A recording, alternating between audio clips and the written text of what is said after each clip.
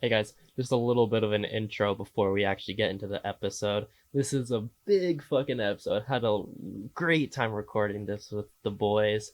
You know, it's a very tiring episode. Obviously, if you don't want to listen to all of it because it is long, we always have the show notes below dictating the different sections. There's 4 sections to the podcast, so if you want to skip around, you can go down there.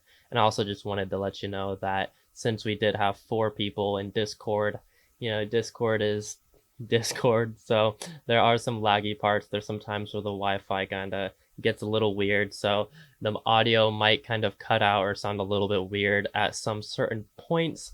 Sadly, there's really nothing we could do about it. We did the best we could, but still should be an enjoyable episode. So thanks for listening. All right, what's up and how's it going, guys? I am your host, Jacob Nestor. I came out to the world, but I'm back in the closet to discuss some movies. Of course, as always, I am joined by my constant co-host, Nick Sailing. How you doing, man? We live in. What's We up? live in, we live in. And obviously this week, as you Yo. guys can see if you're watching the video cast, we got 2 new boys joining us. You guys want to introduce yourselves? Blake? Yeah, I'm Blake Guerrero. I'm friend of Jacob. We used to make grilled cheese together and Fuck travel. yeah, That's yeah. about Uh, it. right on. And then we got Emmett joining us. How you doing, man? Good. I'm Emmett Burris. I've gone to school with Jacob for a long time. We have the same birthday, which is Yes, great, and sir. I'm happy to be here. Represent. So All make right. 12. Fuck yeah, sharing that with Tony Hawk as well. Shout out him. It's gonna be a good episode. We're talking about Star Wars a lot. Been getting ready, just fucking binging Star Wars this whole week. It's been a wild time. Constantly changing how my ranked list is gonna be up until probably 5 minutes ago. So we'll see how this goes. But first, before we get into all that, of course, we're gonna start with our what we've been watching section. So as always, if Nick, you want to kick us off, what you been watching, man? Yeah. Actually, let me pull up my letterbox because that's where it's all Jesus at. Christ, Nick never has his list Yeah. ready. No, it's really bad. It's embarrassing.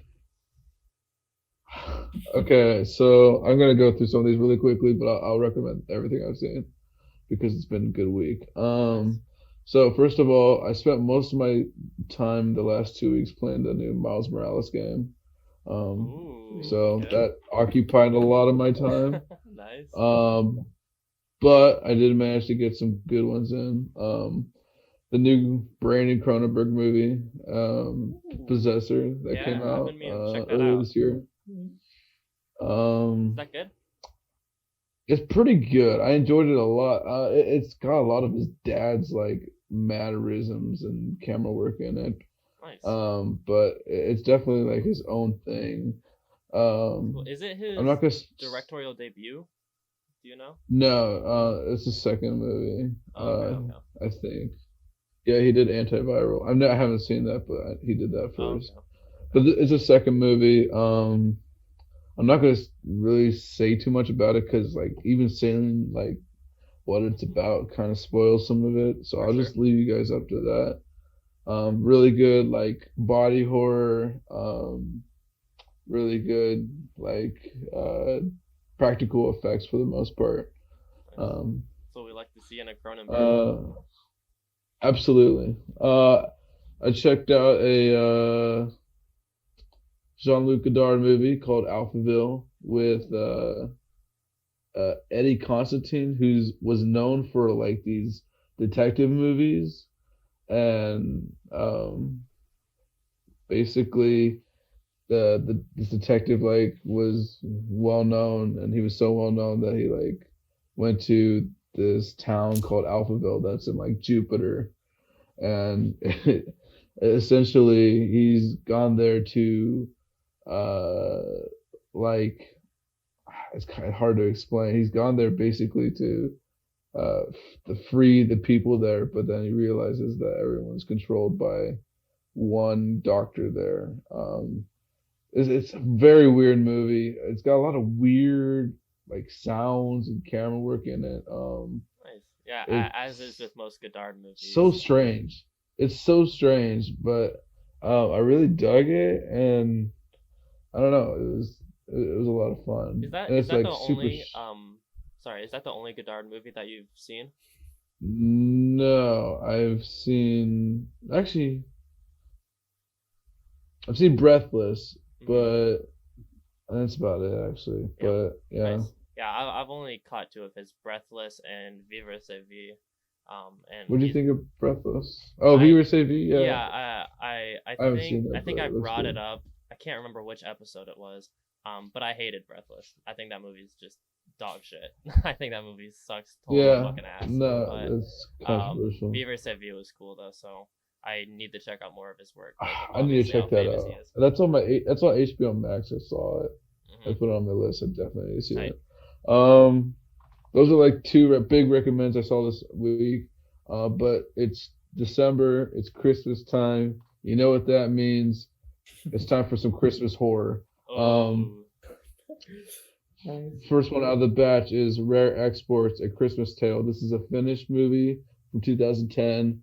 Bunch of unknowns in it, but this is essentially a movie about what if Santa was an old ass mythological creature that instead of delivering presents, he delivered uh, fucking whips to kids and ate them and shit like Jesus that.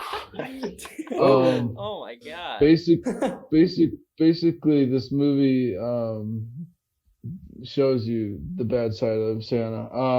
And it's also I don't want to say too much about it. Again, this is another one that's like if you say too much, you'll spoil it. But this is a hard recommend for any like a Christmas horror fan, I guess. Like if there are any. It's pretty excellent. And it's got like I said in my letterbox review, it's got the most unique dicks I've ever seen in any movie, and my rating for it definitely went up for Dude, that. I am on this Um, movie. I am you hyped.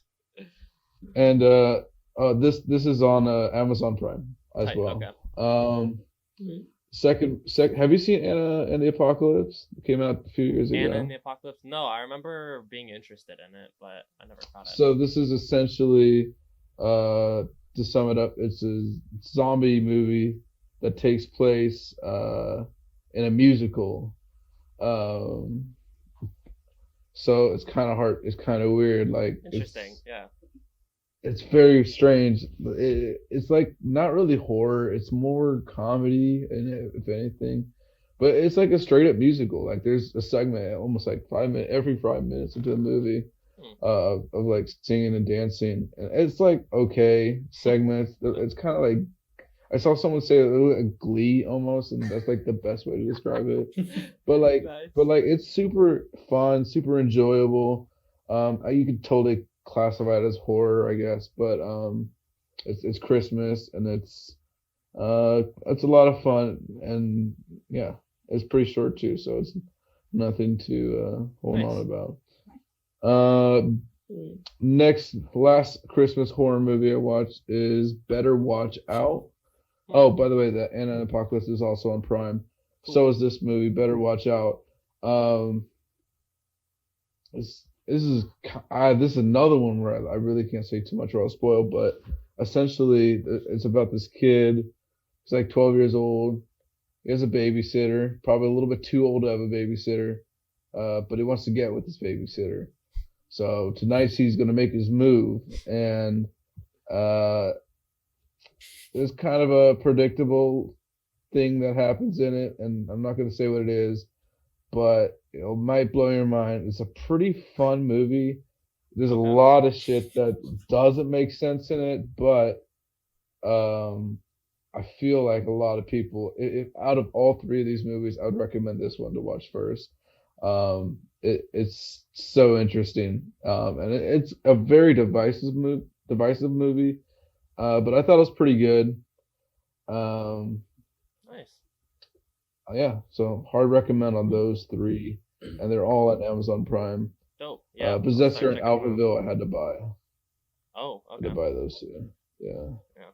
but Right that's on. my recommended. Yeah, Right on. Good fucking list. I definitely am excited to check out Possessor. I've been really wanting to, and Alphaville for sure. I need to so start watching more Godard, as I said, because he's a super famous, super influential director. And he does some really crazy things behind the camera that I for sure. need to get behind.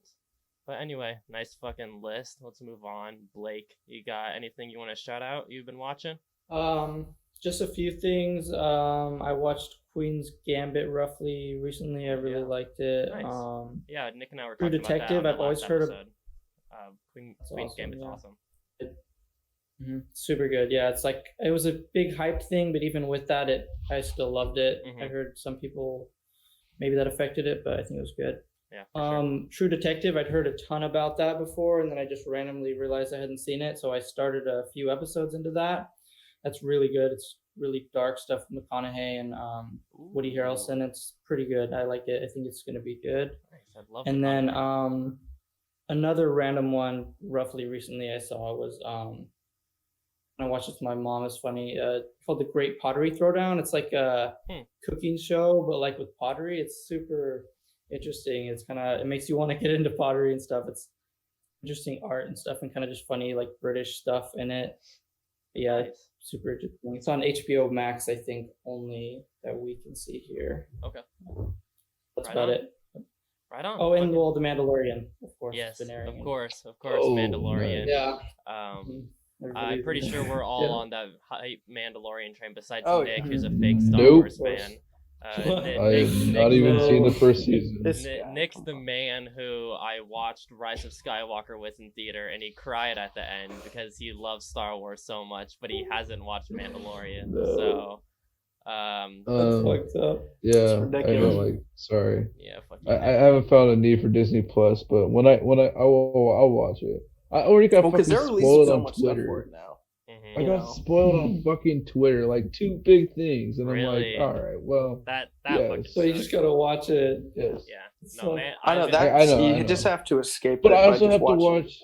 I have to watch like the last season of the Clone Wars too to like understand shit, I guess. But I don't fucking know, man. Like, Like that. I don't think last it takes it season's away excellent. or anything. I think it'll just connect later. No, to I don't- I think you'll one just before add the a little other. to it. But Yeah, that's the thing. someone is, said I I- had to watch that fucking Rebels show. Like, I don't want to watch No. that shit, dog. Like, come the on. thing with Rebels, Yeah. or the We're first gonna 2 get into seasons, that. not great, sure, Mhm. but 3 and 4 Wait. are really quite good. So. Okay. Okay. All right. I'm gonna be. I haven't seen all of Clone Wars, and I haven't seen any of Rebels. And I still Wait. love The Mandalorian Oh, never mind. and really Mhm. enjoy it. So Yeah. yeah, We're not ranking the won't- shows, You right? don't have to. no. It's just the one of those movies. things where Okay. like it's an Are we- added. You know. Also, next question: Are we putting the Clone Wars movie in a rank? Because I didn't rank that. I didn't. I didn't. No, I But- didn't either. Okay. Only Yeah. things I added Okay. are Rogue One and Solo, right? Mhm. Yep. You know, Yeah, there's yeah. the main Christmas movies. special and Ewok movies. Oh Yeah, shit! yeah. The Yo. None of that shit. Battle of Endor, let's go. Yes, Hey. sir. Fuck yeah, dude. That Yeah, shit Mandalorian's sucks. been fucking awesome. I've been really loving this season. Yeah. It's been great. I'm hyped for Mhm. the finale. Yeah. It's gonna be good. When That's whenever gonna be the wild, yeah. whenever the finale comes out, I can't. How many episodes left are there? Do you know? One. This Friday Oh shit! Is this Uh, the last one? is the finale. Oh Yeah, fuck this yeah. Friday's the finale. All right, I guess next episode on the podcast, then I'll kind of do a little bit more spoilery thoughts on just the season in general and what I thought. But overall, I think I've been enjoying this season more than season 1, which is saying a lot. Yeah. It's fucking Mhm. awesome. Yeah. Yeah. Agree Yeah. there. Shout out Mandalorian. Anyway, Yeah, shout great out to fucking Mando. list. Shout out those shows and stuff that Blake's been watching. Emmett, you got anything you want to talk about that you've been watching recently? Shows or movies? I mean, not super recently. Maybe like 2-3 weeks ago. I had never seen either of the 2 recently released It films, Oh, and I finally watched those. They came on Hulu, and they're really good. I really enjoyed the Yes. first one. yes. Hell yeah, Um, man. It's Big just fan. it's so good. Big fan and of then- those movies. Yeah, and the second one, I mean, I think everyone said Bill Hader. I mean, Mm-hmm. his performance in It Chapter Mhm. 2 is really something Yeah. else. The second What one, did you think of the but- movie as a whole? the second one's not incredible. As Mhm. in, it doesn't live up to the first one because the first one is Yeah, the first actually one's just fucking yeah, amazing. it's so but good. the second one is still really, really enjoyable, and I think a pretty Mhm. solid ending to that series. Yeah, I it's agree. only 2 movies, so it's kind of weird to call it a Mm. series, but Dude. still. yeah. I'm pretty sure they're gonna do like a Pennywise prequel. Those movies Probably. made so much money. Yeah, that I don't see why they absolutely. wouldn't Yeah. do something like that. Mhm. Mhm. Right on. Nice. Yeah, those movies are Yeah. sick. But other than that, I rewatched Jojo Rabbit a couple weeks ago with my parents. Yes. That movie, just every single time I watch it, it seems to get better. It's so good. I can't say enough about how great that movie is. Yeah, but Jojo Rabbit's awesome. I'm a Yeah, huge It's a great But other Western than Union. But yeah, other than that, Blake and I have kind of been watching through all the Star Wars films in order. Just I don't know, just because I've obviously been in the Star Wars. Yeah, since I didn't even course. think about it November, lining so. up with this too. I know It's it's pretty kind of crazy. nice that yeah. It worked out Nice. perfectly. Because I mean, this was not planned at all. Having you guys on, this was we were supposed to record this episode last Thursday. I wasn't feeling too well. Decided to push it off. Nick and I were just gonna do it tonight. And then what ended up happening was I had Emmett write in his ranked list for this episode alongside his review of Revenge of the Sith, and he sent it to me this morning. And this man wrote like a 6-page essay on Revenge of the Sith. I realized I was just continuously writing. I looked down, it's 2,000 words. Oh, Nice. And it's So- fucking awesome. So obviously Thank you. we're not gonna read that on this, but No, I'm that would definitely take I'm definitely way gonna too I'm long. definitely gonna Send put me a that copy. in, I'm gonna put it into the show notes. So anybody Oh, who's good. listening can read this because it's a really, really well written review. Thank you. Yeah, absolutely.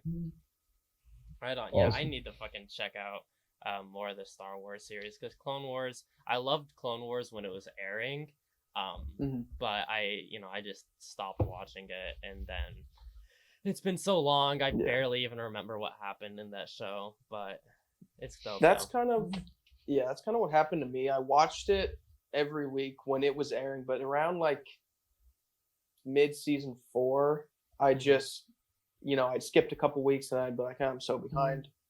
But yeah, when it got on Disney Plus, I sat down and rewatched the whole thing before season 7 came out, and it's really good. Right on. Hmm. All right, is that everything? Or you Think got so. anything else? Nida? Nice. Yeah. Good fucking list. I got way too much to shout out, so I'll start getting into what I've been watching. For the TV shows that I watched recently, I started watching this anime called Violet Evergarden. It's on Netflix. My roommate Ben showed me it. It's only 12 episodes, and then there's a 13th kind of special episode, just like another journey type episode. Doesn't really add anything to the series. It is a fucking incredible series, though. I watched it all, and I cried almost every single episode, straight up.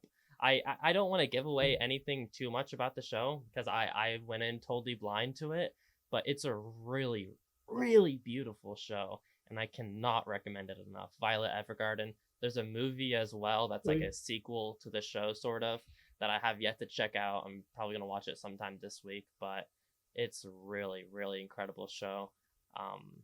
And it kind of reminded me of The Elephant Man in a way, where it's a thing where it's not specifically about this main character, even though we're following them. It's more so about how this person affects everyone around them. And I found that really interesting. And the whole world and cast of characters is just really rich and really well written. So yeah, shout out Violet Evergarden. I'm excited to watch the movie. And then the other show that I caught this week is Fishing with John. So for other podcast listeners, know my love for Jim Jarmusch this year has grown so much. I love this man with all my heart. And in some of his early movies, John Lurie was acting in them. John Lurie is primarily known as a musician, even though I came to him as an actor from these early Jim Jarmusch movies. And he is just like the best. He's just such a nice fucking guy, and he makes really great music. And so he made this TV show, I think it was in the 90s, called Fishing with John. It's 8 episodes, and so he knows nothing about fishing. And it's him and then one of his friends, a famous person, going fishing and doing that. And it's like partially scripted. Like there's like fully scripted parts where it's like completely fake. Like they die in one episode, basically. But a lot of it's also just like them fucking around, like pretending to know how to fish, basically, and being taught by people who actually know. And it's fucking awesome. The guests on the show, it starts out Jim Jarmusch is on the first one, and then Tom Waits is in episode 2, and then Matt Dillon is in episode 3, and then episode 4 is Willem Dafoe, which is the best episode. Jesus and it's Christ. fucking awesome. And then episode 5 and 6 is a two-parter, and it's with Dennis Hopper in both of those. So it's a fucking awesome show, and it's just so funny. John Lurie just has such a great presence on screen. I really wish he acted more, but also shout out his music, The Lounge Lizards. He makes kind of like strange jazz fusion music. So if you're kind of into that weird shit, check him out. The Lounge Lizards and John Lurie. It's fucking awesome. Anyway, moving on into the movies I've been watching. I've been watching a lot of movies, obviously, in the past 2 weeks. Kicked it off with A Knight's Tale. This is the first time I watched The Knight's Tale. This is with Heath Ledger. I really enjoyed this movie. Have you seen this one, any of you? Yes. Yeah. I've seen. Yeah. This... And it's got Paul Bettany in it as well, who does a really great job, and a few other character actors who I can't remember the names of, but you recognize them when you see them on screen. And it's just a really fun movie, you know? The main thing that's really notable about it that makes it really different is its use of modern music, which is pretty interesting, and I think it does it in a really cool way. But it's just a really... Okay, what was that? What was that, Nick? You got a gripe with that?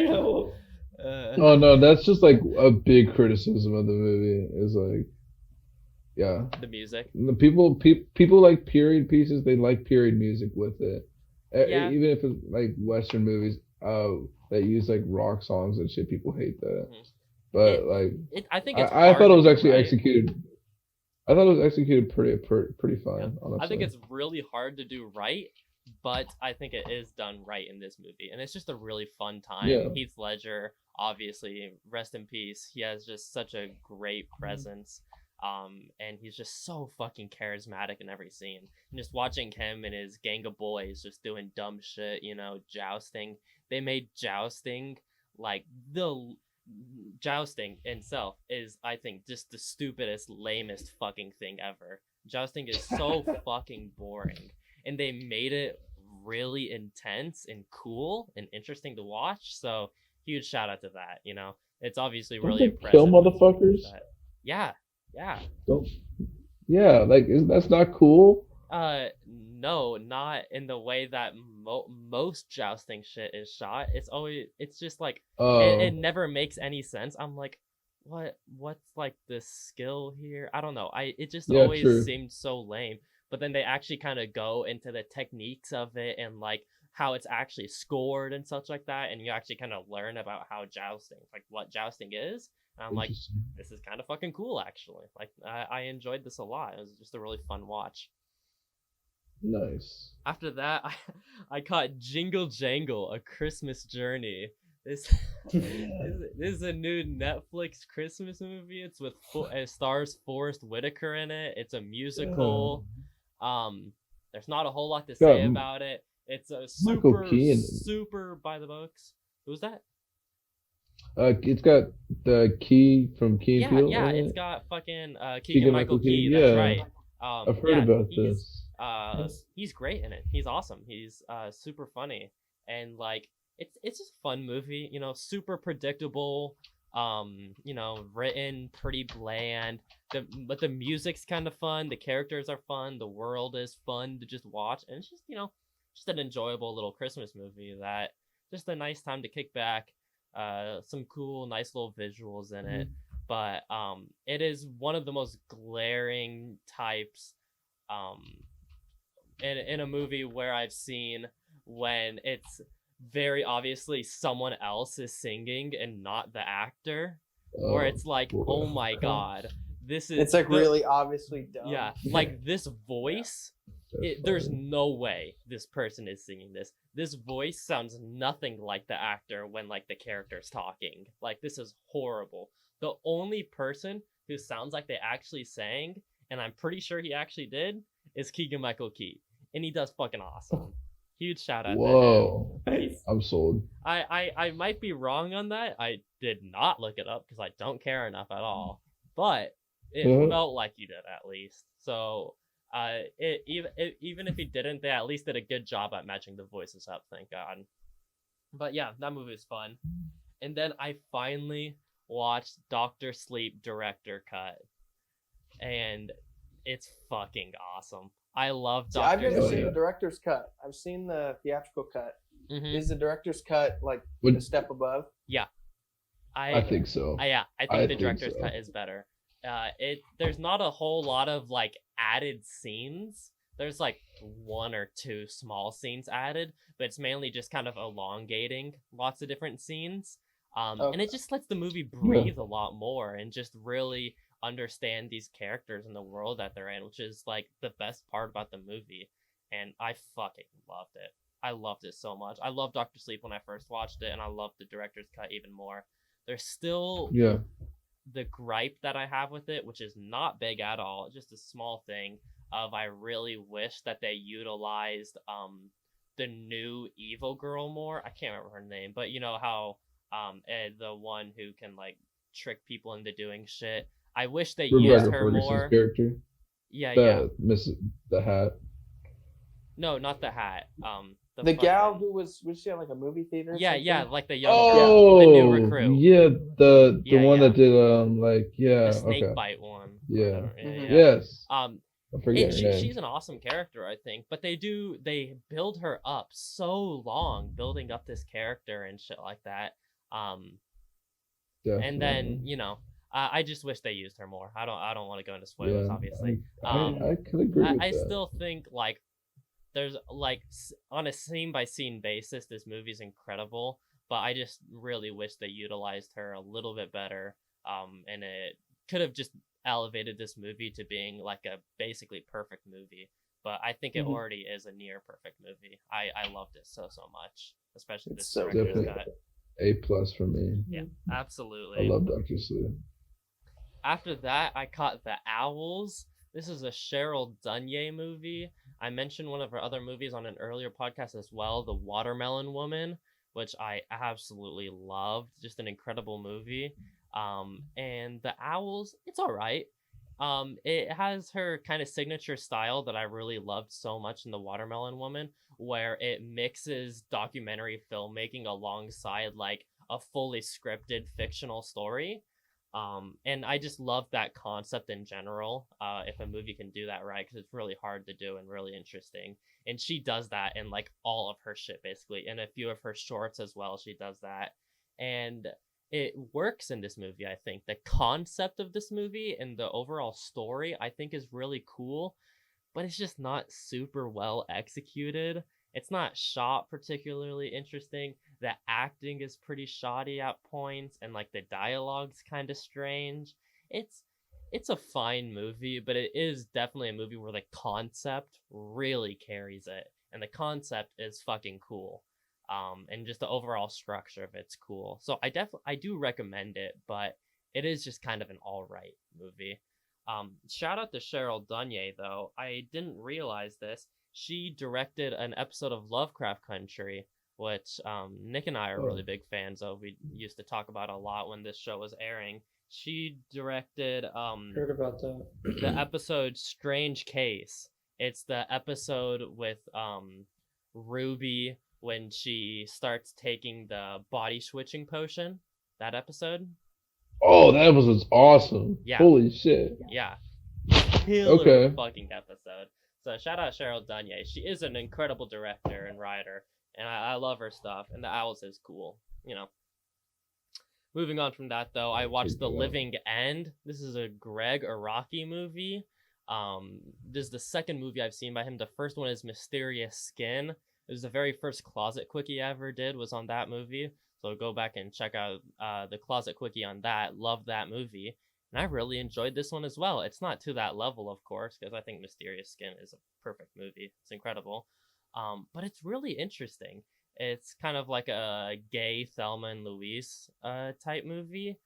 just kind of two dudes on the run, and it's really fun. It goes a lot into counterculture, and like it's a really punk movie about it I guess I don't want to say what it's about really, but it has an interesting worldview that it presents, and the two main characters are really intoxicating and just really interesting to watch.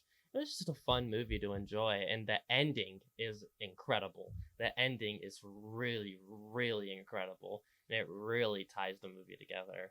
So shout out The Living End for that. After that, I caught Horse Girl. This is a 2020 release on Netflix with Allison Brie. I watched this because Blake texted me. Blake texted me a few months ago. He's like, "Yo, That was so long ago. can you please watch this movie? Because I don't know what to think about it. It's fucking crazy." And I'm wild. like, "Yeah, I'll check it out."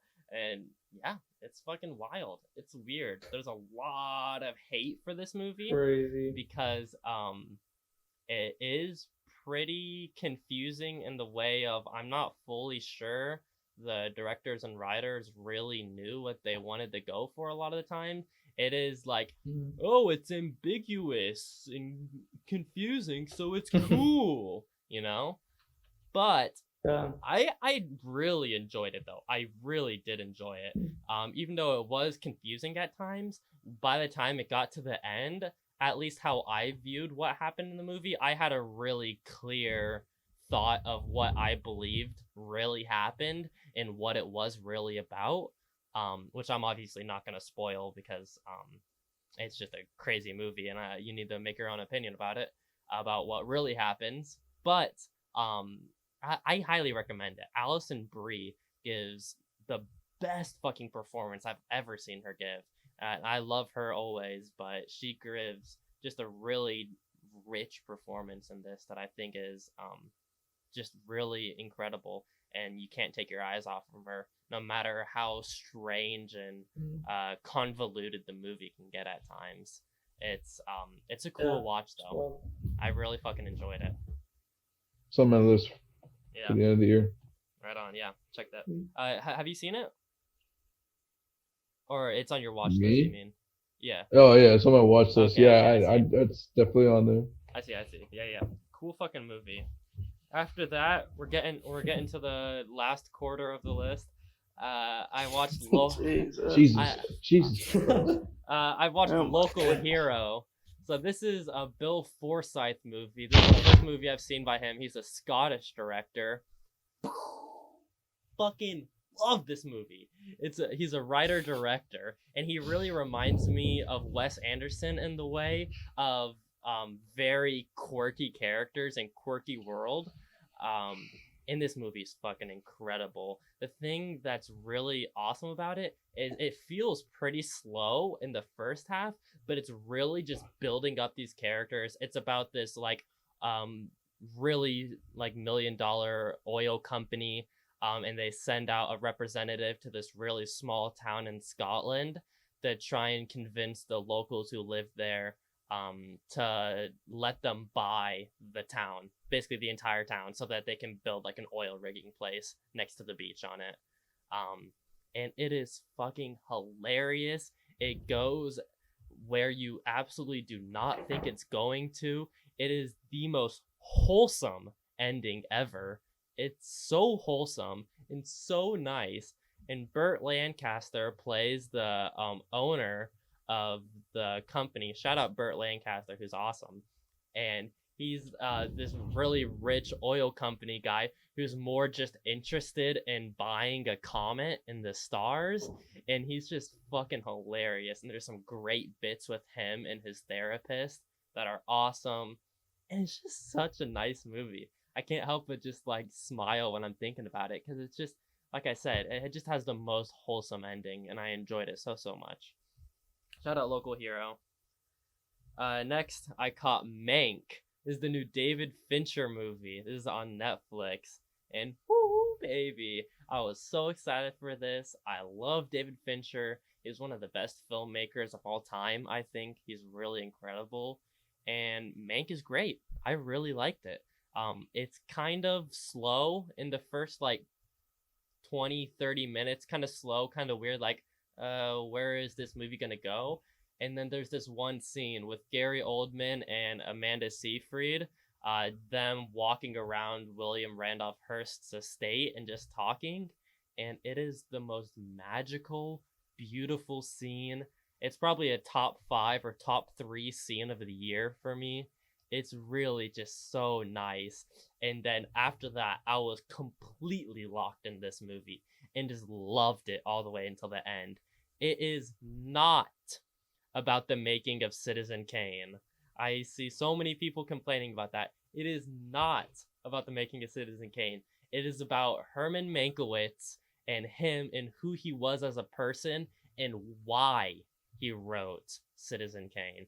So it's a mix between him, shots of him writing it, and then flashbacks to the reasons why. There's a lot of like political stuff in it. It really just goes into the political landscape of the time. And it's super fucking interesting, and it really shows you why he wrote this script and what it meant to him and who he was as a person. And I just think it's such a rich screenplay. It was written by David Fincher's late father, rest in peace him, Jack Fincher, and then edited by David himself and Eric Rothman, who's an incredible screenwriter. And it's just such a tight script, and it's just a great movie. My main gripe with it is it's shot in black and white, and the whole thing about it and like news stuff coming up about it was like they really wanted to make it feel like it was a movie of a time, you know. It was a movie that came out in the 30s or 40s, and it does not fucking feel that way at all. Shut the fuck up. I cannot believe they keep thinking they tried to. It is so fucking clearly shot on a digital camera, which it was, which is fine. Digital cameras are great. There's lots of great digital camera work, but they shoot it on a digital camera and then they add like filters sometimes throughout to make it seem like it's a film. Like they'll even sometimes do like the cigarette markers in the top right, or like some film reel stuff on it, or like some fake grain. What the fuck? That's weird it's shit. So I don't like that. unbearably noticeable, and I hated it. It really distracted the movie visually because the black and white cinematography is beautiful. It looks so nice, and David Fincher is just a master of camera work as well. But then Was there a frame of a dick in the movie? I fucking wish, but no, that would have made it better. Yeah. But when you brought up the cigarette marks, I was like, what if you put in another dick in another one of his movies? That would have been great. That would have been great. I would have loved it. Side bit, Blake, your mic is muted, by the way. I don't know if you intentionally muted it. Okay, cool. I know, yeah. Okay. Does it make a sound when I do it for you guys too? I was just no, you sound noise, fine to so me. I didn't want it to be. I don't think it picks it up. But like when I mute it, does it make a weird tone, or is that just Nope. am I just hearing that? I think you're just No. Yeah, that's You're fine. just hearing that. That's great. Anyway, Does it go? I might have to mute and unmute every once in a while. yeah, no, you're good. Okay.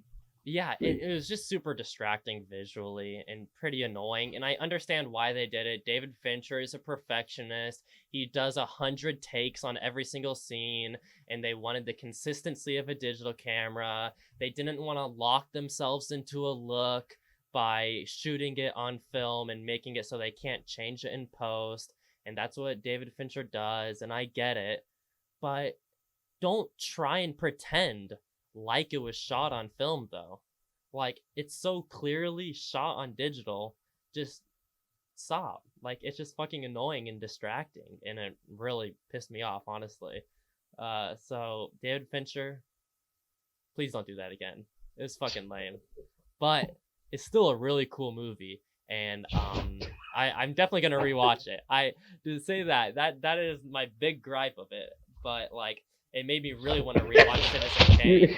Citizen Kane is obviously a great movie. I love it. And so definitely sometime this next week, I'm going to rewatch Citizen Kane, and then I'm going to rewatch Mank as well, just to see if I pick up on more of it. And I could definitely see my rating of this movie going up, because I think it is a really enjoyable movie. But, you know, shit happens. Fucking David Fincher perfectionist, whatever. But anyway, after that, I caught Black Narcissus. This is a 1947 film. This was my first Powell and Pressburger film. Really famous directing and screenwriting duo. And this movie's awesome. This movie is really fucking cool. There's a lot of great matte paintings in this movie. That's just visually fucking mind blowing. When I was watching this, I didn't look at when it was released until like halfway through. I'm like, when was this released? This feels like it was probably made in like 68, 72 maybe. And then when I learned that it was made in 1947, it just fucking blew my fucking mind away. The production design in this movie is unreal. It's about these nuns going into like a monastery type thing up in the mountains in the Himalayas to try and open a school and a hospital. And then, you know, the trials and tribulations of that and shit like that. And it's a really rich movie that I think is interesting. It just sucks that a big stain on the movie is the fucking absurd amount of brown face in this movie. There is a lot of brown face in this movie, like a lot. And so that is obviously incredibly cringy and not okay. But They all did black fucking brown face back then, man. yeah, I didn't notice it at first because like most of it is like the native people doing a thing that American Westerns used to do of having Italians play Mexicans all the time, and old American Western and stuff like that. But it was well, it was the reason was they could have gotten like Spaniards, but they chose Italians because it was cheaper. And a lot of those spaghetti westerns were shot in Italy, so yeah, they had exactly. somewhat of an excuse. But it's like same with them. Like they have like so a weird. kind of excuse, but it's still not really. And it's that same thing. I can't remember who they used for the native people, but they were very obviously not native people. And then but they weren't doing brown face though. That was just, you know, people who were very obviously not that ethnicity. But then there were two characters who were very obviously white people doing brown face. And I noticed it in the first close up of this one woman, and I'm like, what the fuck? Like her makeup was like a little bit smudged under her lip. I'm like, oh god, oh no, is this brown face? And I looked it up. I'm like, oh, she's totally white as hell. Oh god. But like I said, that's a pretty big stain on the movie, obviously. But it is a really, really engaging, really beautiful visually movie. And it's really fucking cool. After that, we're down to our last two. I finally watched Climax, the Gaspar Noé movie that came out last year. And Nice. Bro, this movie.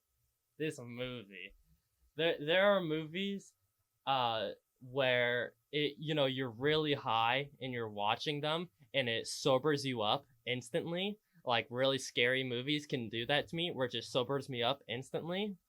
This is a movie where I was really high watching it, and then I felt like I got even higher while I was watching it, because it's so fucking just unreal.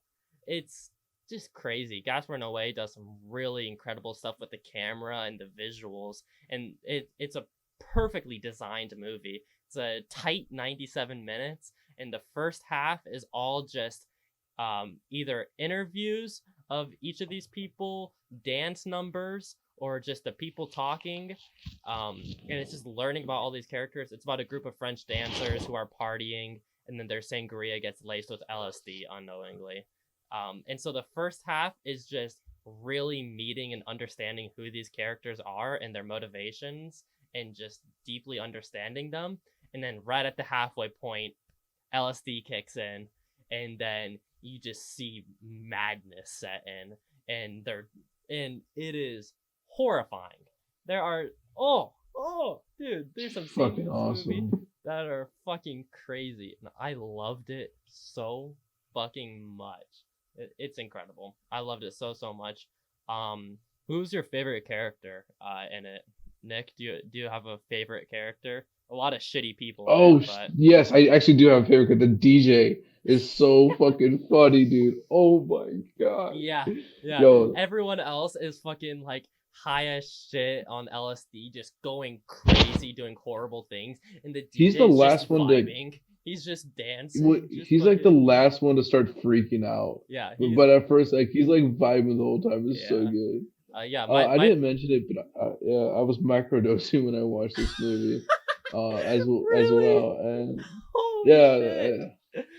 yeah, and it definitely enhanced the experience. I had to do it, man. Like, Yeah. goddamn, Gaspar Noé is he's such an interesting director. I had to go for it. Yeah. This is one of those movies where it is incredibly disturbing and hard to watch at times, but I am so fucking excited to revisit this over and over again because it was really fun to watch in a strange, tormented way, as his movies like that are. My favorite character was Riley. It was the DJ's boyfriend. He was just Okay. I just thought he was really fucking cute. He was just really goddamn cute and really nice, and I loved him. So shout out Riley in that movie. He's awesome. Well, you didn't talk about much of the dancing. What'd you think of the choreography in this? Mind blowing. Just so It's fucking beautiful. cool. It's all mainly done in like one shot as well. Most all of the dance scenes as well. Most of the movie is in like one shots. Like there obviously are lots of cuts, but there's like an absurd amount of long takes in this movie, and all of the dance scenes are, and they're incredible. I'm not like You a huge like dance person. I used to be when I was younger. I used to love watching like breakdancing videos and shit like that. Um, and holy shit, the dancing in this movie is incredible. It's very clear that like they are trained dancers. These are Yes, not they're so actors, talented. and they do really good job at acting as well. Most of these people had never acted before this movie, and they do an incredible job. I mean, I was fully convinced, and it really makes you feel like you're there tripping with them, which is just a feed in itself. It's awesome. God, I love Climax. I am really excited to check out more Gaspar Noé stuff. Did I don't remember. Did anyone actually climax in that movie? Um, I mean, I I don't don't think think we so. see it on I screen, don't think so. but I mean, the one girl who's in the Mummy, that chick who's like the main Oh, girl, she wakes up the next morning in bed with that one girl. So it's like, all right, so that's true. she fucking Oh, climaxed someone for definitely did. sure. Okay, facts. All right. At least they both did, hopefully. Hopefully. So I definitely think there probably was some more coming in that movie. Absolutely. Oh, Yeah, very Jesus. erotic movie, obviously. That movie's very sexy. It's Yes. awesome. It's awesome. There's a lot of surprisingly sexy instances in that movie. Yeah, for sure. So While also just yeah, being just horrifying. Oh my god. Just I love it. yeah, I loved it so much. Sounds like Oh, it looked like a good time. Honestly, I'm not gonna lie. absolutely, dude. I want to be at that party. Oh, when the girl starts pissing on the ground, awesome. Awesome. Okay. I want to be there. All right. She looks fun to watch. Or fun to hang out with, I mean. Yeah, probably. Yeah. Oh, God. Jesus. All right. Shout out that movie. Anyway, last movie I fucking caught was 28 Days Later. Is a Danny Boyle zombie Danny movie. Boyle. Cillian Murphy. I think that's how you pronounce his name. Killian. Yeah. This movie sucks.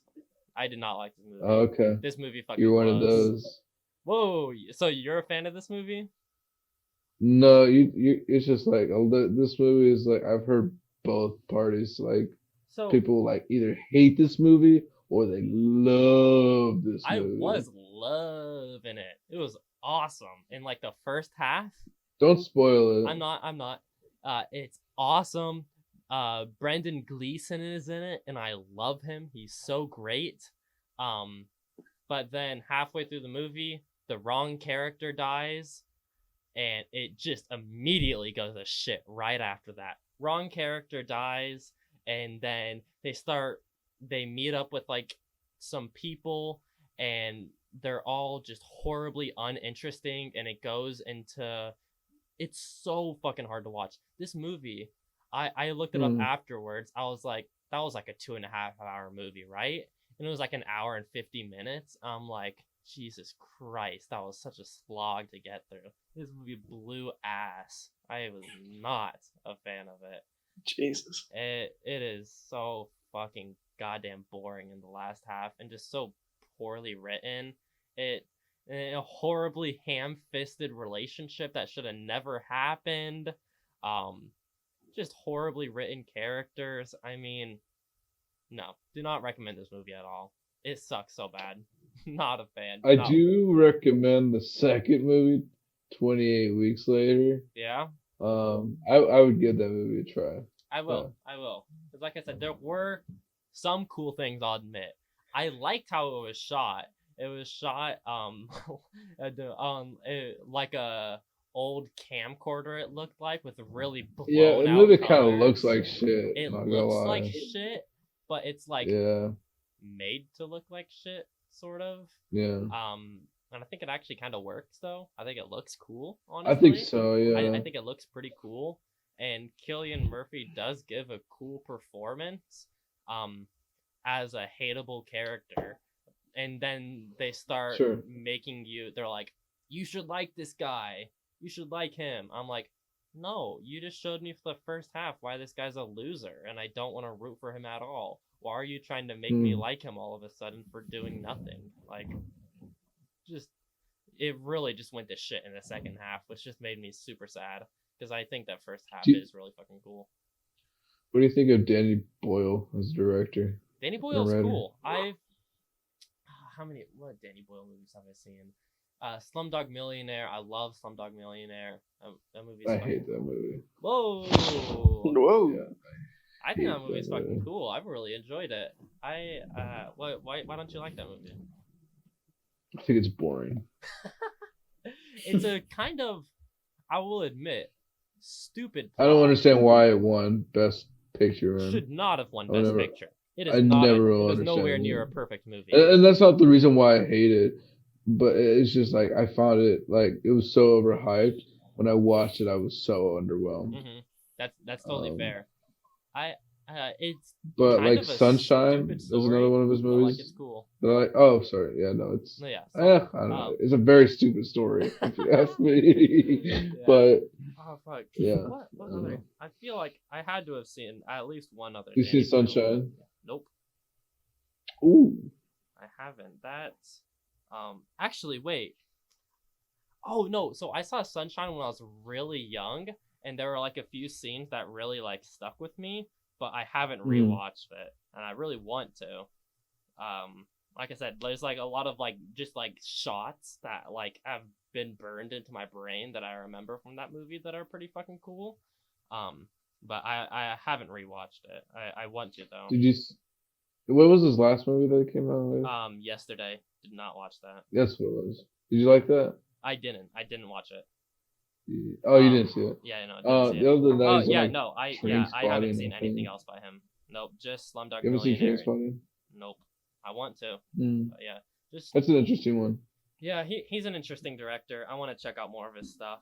Sadly, 28 Days is a stinker. So whatever though. That's fair. The way she goes. Anyway, that'll conclude my list. That's a lot of fucking movies to shout out. Most of them are cool. Boys, what are we here to talk about? What the fuck are we here to talk about? We're here to talk about Star Wars, but I don't really know.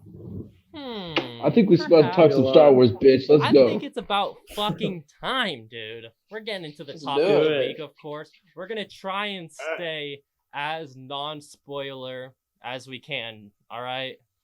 Do our best. Star Wars, bro. What are you talking about? I think it's okay. I think it's fine. Do we want to just I'm sorry. Be unfiltered? Yes. Yeah, because yes, we have to. There's no way we can't talk about this. Okay, we will. Fuck it. Let's do it. Let's run it. Fuck it. Obviously, we're doing our Star Wars ranked list of all the main movies, including Rogue One and Solo. So let's just fucking get right into it, man. Nick, you want to start us off with your bottom ranked Star Wars movie? Yeah, the worst Star Wars movie to ever spit out of George Lucas' asshole is called Attack of the Clones. Holy fucking shit, this movie's garbage, man. So I got this like thing as a kid where like the prequels were like the movies I watched all the time. And like about 5 years ago, I rewatched them and I realized how fucking bad they were. They're like everyone was like clowning them. I'm like, nah. And I went back to them. I'm like, damn, these are real bad. They have not aged well. George Lucas was out of his fucking mind when he made these movies, and he had too many people around him saying, "Yes, George, that looks pretty damn good," while this fucking gun is screaming across the screen, and 3CPO's heads being put on a fucking droid. This movie's trash. It looks really, really, really bad. There's a scene after fucking Amidala's fucking that scene after that ship blows up looks like fucking garbage. Right after it, there's a scene where Palpatine, and right behind him you can see Coruscant, and it looks like a PS1 game. Jango Fett scene with Obi-Wan could have been really fucking cool. Instead, it looks like a Spy Kids movie. This movie's trash. I hate it. I don't hate it, but like, it's the worst one for sure. Yeah. Number 12 or number 9. Sorry. Oh yeah, 12, 9. No, That's fucking 9. number 11. 11. Yeah. 11. 11. 11, yeah. 9 main I didn't movies put and then numbers the on, 2 but spin-offs. that's probably right. Oh, you're right. I got you. Yeah. All right, number 11. That's my number 11. All right. Blake, how about you? What's Please- your number Please 11? tell me I'm not the only one. Please tell The me Rise I'm of not the only one. Skywalker, episode 9.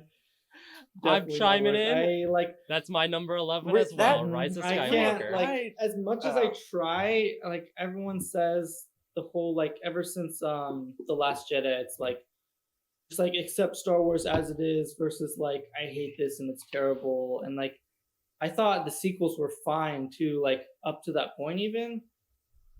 And then it's just like there's no way in my head I can twist it or like watch it again or see it in any other way. It's just like the bringing back Palpatine shit. Like if we're gonna drop spoilers out and shit, whatever. Somehow. Of But course. Palpatine. that fucking the way they like, even if you were gonna do that in some other way, maybe the way they did it and everything, I didn't enjoy it. But there were good parts in there. There were like scenes and like sequences and everything that like were redeemable, and I could say like, okay, I enjoyed this moment and that moment.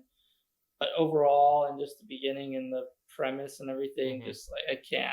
No, Yeah. I hated it. It was bad. This was probably the biggest change for me on rewatching all these movies. Obviously, I've rewatched all the Star Wars movies leading up to this, and my list changed so fucking much of what I thought it was gonna be. Mhm. And this was the biggest change. This movie's dog shit.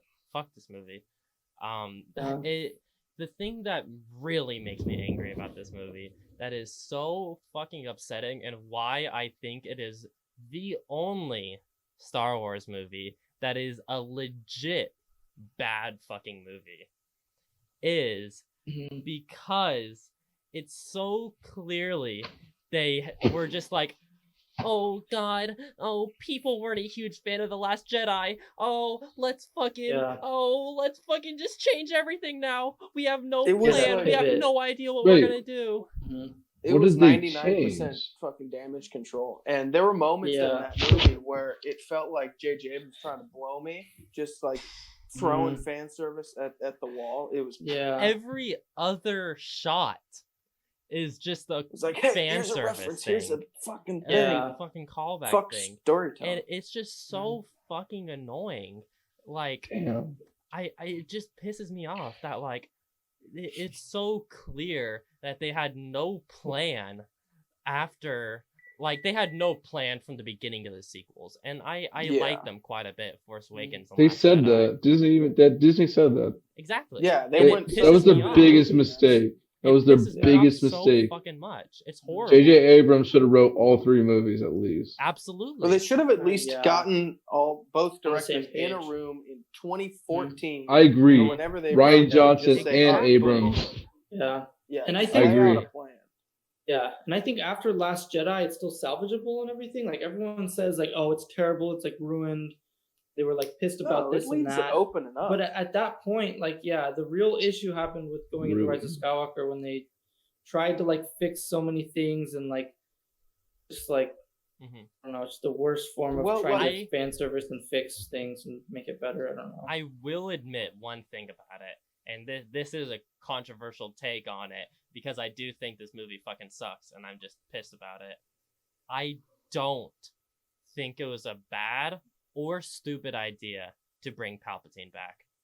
I think it could it's have been. fine. I think it could have been The really way they fucking did- cool. The way they did it, yeah, I guess. Yeah, It's- it was not completely graceful with it. completely shoehorned in. It was Exactly. pretty Exactly. disrespectful That- to the like that- if character. that's there the were thing that's little annoying. mentions throughout, sure, that's fine. But Didn't he's they mentioned fucking no time in the first 2 minutes. immediate- Here he is. in the first trailer they immediately revealed that Yeah. he's in the movie? Yeah, that was I annoying. feel too. that's They shouldn't have incredibly used him It so should much have been a for disrespectful. surprise, Well, at least. That's incredibly Yeah. disrespectful to an already beloved character to Yeah. do something like that. It was just so horrible, and Yeah. like making Rey his granddaughter, it's just gross. Because now I'm thinking about Palpatine Yeah. fucking somebody and having a Yeah. child, and I'm like, this is just horrible. Yeah. Like, And it's well, just the so thing annoying. I hate about that is that obviously, love it or hate it, The Last Jedi had a unique thing where it's like the message like anyone can be a Jedi. You don't have to be in one of 3 families Yeah. or whatever. But then Rise of Skywalker's like, no, you know what? No, you're either a Skywalker or a Palpatine, and that is how you yeah. become a Jedi and become someone True. fucking important. So Mhm. Yeah. Anyway, we'll move on from that for now. But fuck Mhm. Rise of Skywalker. That's also my number 11.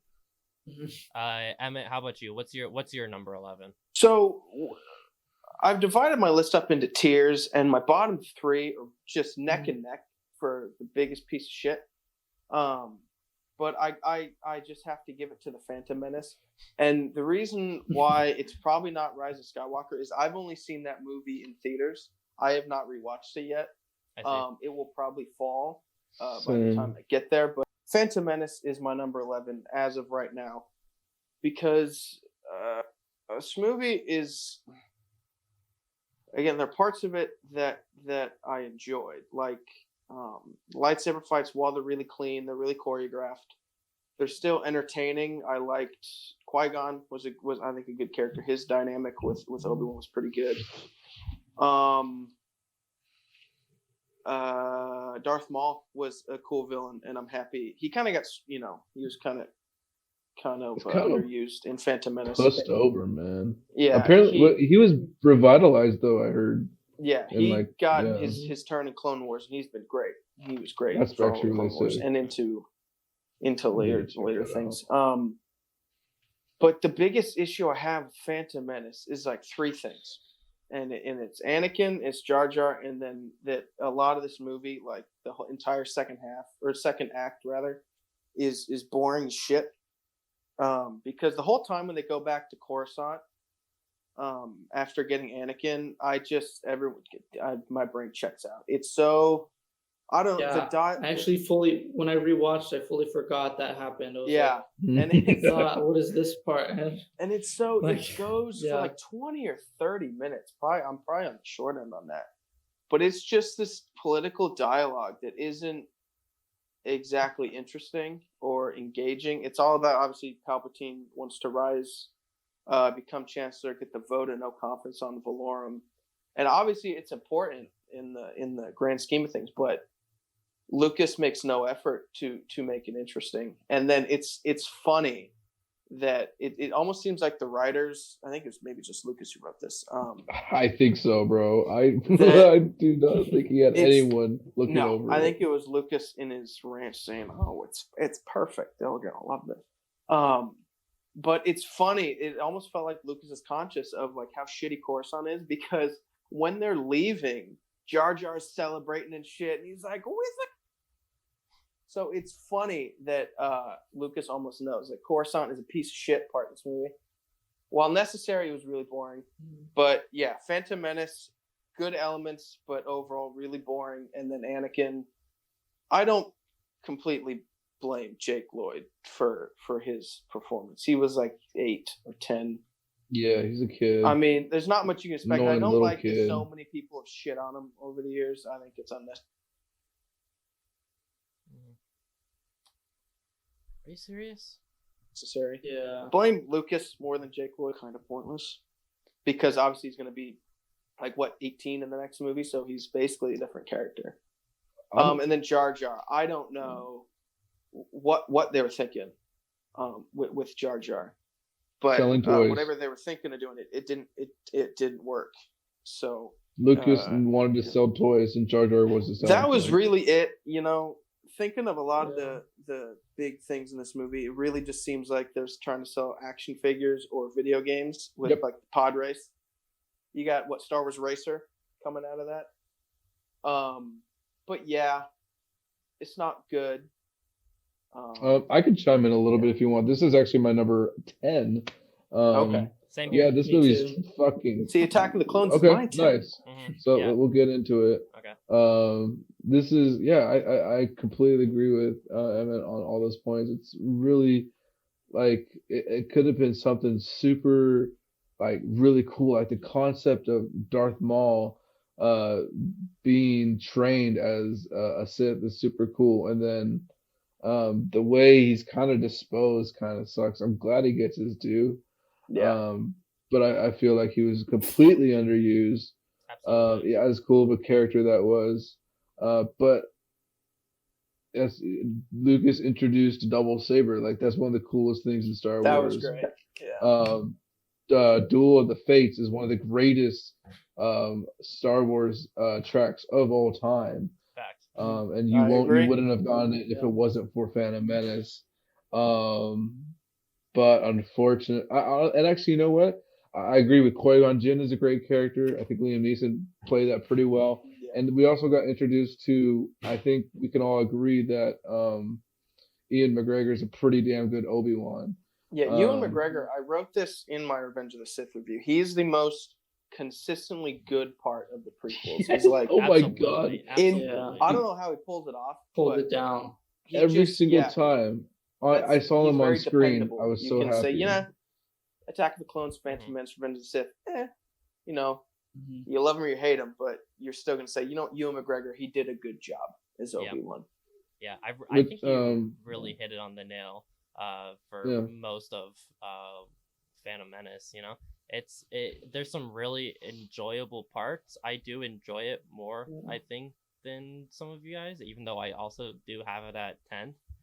Even though you have it at 11. Yeah, I still enjoy it, yeah. But, it's just kind of a mess of a movie, and there's some really fucking boring parts about it. But the thing that I really admire about it, and why I do have it above Rise of Skywalker still, is there's a clear, concise story that's there from the beginning, and it's actually planned out. And I think it's very obviously there, the idea behind Palpatine behind the scenes pulling the strings on literally everything. I think is a really cool concept, and why I think it would have been really cool of having him come back in episode 8 because of this character who's just lurking in the shadows constantly, pulling the strings, trying to get his power back. It goes to that speech that he gives in Revenge of the Sith about Dark Plagueis the Wise, about it's kind of about like what the whole series is about power and such like that, and I think that can be done really well, and there's some cool stuff in it, but there's like important and redeemable aspects. Yeah, because at the very least you were saying at least it felt thought out. And I feel like there's I agree. Kind of a shadow of a story there that could have been like brought back. I mean, like it could have been if you keep everything with Maul, Qui-Gon, Obi-Wan, and like I don't know, just the the execution, and then some of the Naboo stuff, you kind of clean it up. I don't know. It could have been a lot better. Yeah. Like that Coruscant thing Emmett was talking about and everything. Could have cut that and shit. I don't know. Mm-hmm. I thought everything with the guns was pointless and really boring. Them fighting the absolutely. droids at the end of the movie really shouldn't have been in there. It was just all like dumb slapstick, you know. Can we agree that the droids are one of the lamest things Lucas has ever wrote into those movies? No. Like it's the droid armies. Well, okay. No. Well, give me a rebuttal. Give me a reason why. I think they're funny. And like literally, I can't help. Sorry, I gotta go. Gunroy is so lame too. I think the Gungans horrible, stupid, not funny. Yeah. Droids, fucking funny. I can't help but laugh at a number of times with them. They're stupid and they're funny, and I love them. Okay. Yeah, I agree. I don't mind them. I think they're I don't funny. They're just kind of there. Yeah, go fuck yourself, Nick. They're just kind of obviously very disposable, so you get to see the Jedi kick some ass. But they prove no challenge. They're not like the best thing ever, but I genuinely think they're funny. fine. And they allow for badass Jedi action. So the only cool ones are the droidicas. That's it. Droidicas are fucking sick. Super battle droids are fine. Yeah, but I think the array of them can be kind of funny in their own ways. Like the super battle droids having like their different voices and being these big fucking guys waddle around. Yeah, I think it's cool. Right on. Anyway, let's move on from the Phantom Menace. So if we get it right, I had Phantom Menace at 10, and so did Blake and Nick, and then I had Attack of the Clones at 10. Okay. So you want to speak on that? Get into that, yeah, speak on. We'll start getting into Attack of the Clones a little bit. I got Attack of the Clones right above Phantom Menace. I have Attack of the Clones at number 9 for me. So that's where I have it. Yeah. Okay, let's talk about it. Okay, right on. All right, yeah, Attack of the Clones. You want to start on that, Emmett? Yeah, sure. Sorry, hold on. I gotta. So Attack of the Clones, the thing with Attack of the Clones, watching it again, I enjoyed it, I think, a bit more Same, than previously, because of Clone Wars has kind of, I like the Clone Troopers as, you know, a group of characters a lot because of that series. But yeah, there are aspects to, again, Attack of the Clones that are really good. I think Jango Fett was a cool character. His fight with Obi-Wan was a bit goofy, but I mean, I don't think any of us could talk about Attack of the Clones without mentioning probably the best part of that movie, the seismic charge. My goodness. That's wonderful. Best sound in Star Wars, my opinion. Yeah, it's fucking awesome. Which they used in Mandalorian as well. Did. I was really happy to see that in Mandalorian. Awesome. I was like, nice, that's fucking awesome. I just rewatched Attack of the Clones, so. That really is like the most satisfying sound in Star Wars. It's so great. It's so funny. I love it. I was gonna say, like, in as opposed to the way like Rise of Skywalker did like fan service type stuff, Mandalorian, without spoiling too much for Nick, I guess, Mandalorian does it super well, and they even do it quite a bit, but it's just weaved in just well enough where you kind of know it's there for fans and stuff, but not. And it services the story. It's not like we have our story here and then look over here a reference. It's like the story and, you know, fan service very well intertwined. Yeah, but back to Attack of the Clones stuff. Oh. Yeah. Hold on, Nick. Sorry. So we're getting some echo here. Yeah. Nick's mic was fucking up. It's got to happen one time per episode. Of course. Okay. Anyway, let's keep going. Okay. Yeah, so I agree. On this rewatch of Attack of the Clones, I really enjoyed it a lot more, and I enjoyed it quite a bit, honestly. The big thing that I will say that's controversy about it, I like Hayden Christensen, and I like his performance. I like it. I genuinely do. I think it really works as this really cringy fucking kid. He's very Such a obviously shithead. still a shithead little kid who's You're very talking about the second one? Yes. Yeah. A Oh, shithead kid who's very confused and who's very clearly getting manipulated and somewhat like mind controlled by Palpatine. He's got some issues. I think he does it really well, actually, in that sense of how it is Palpatine. It's just his strive for power and anything that he'll do for it.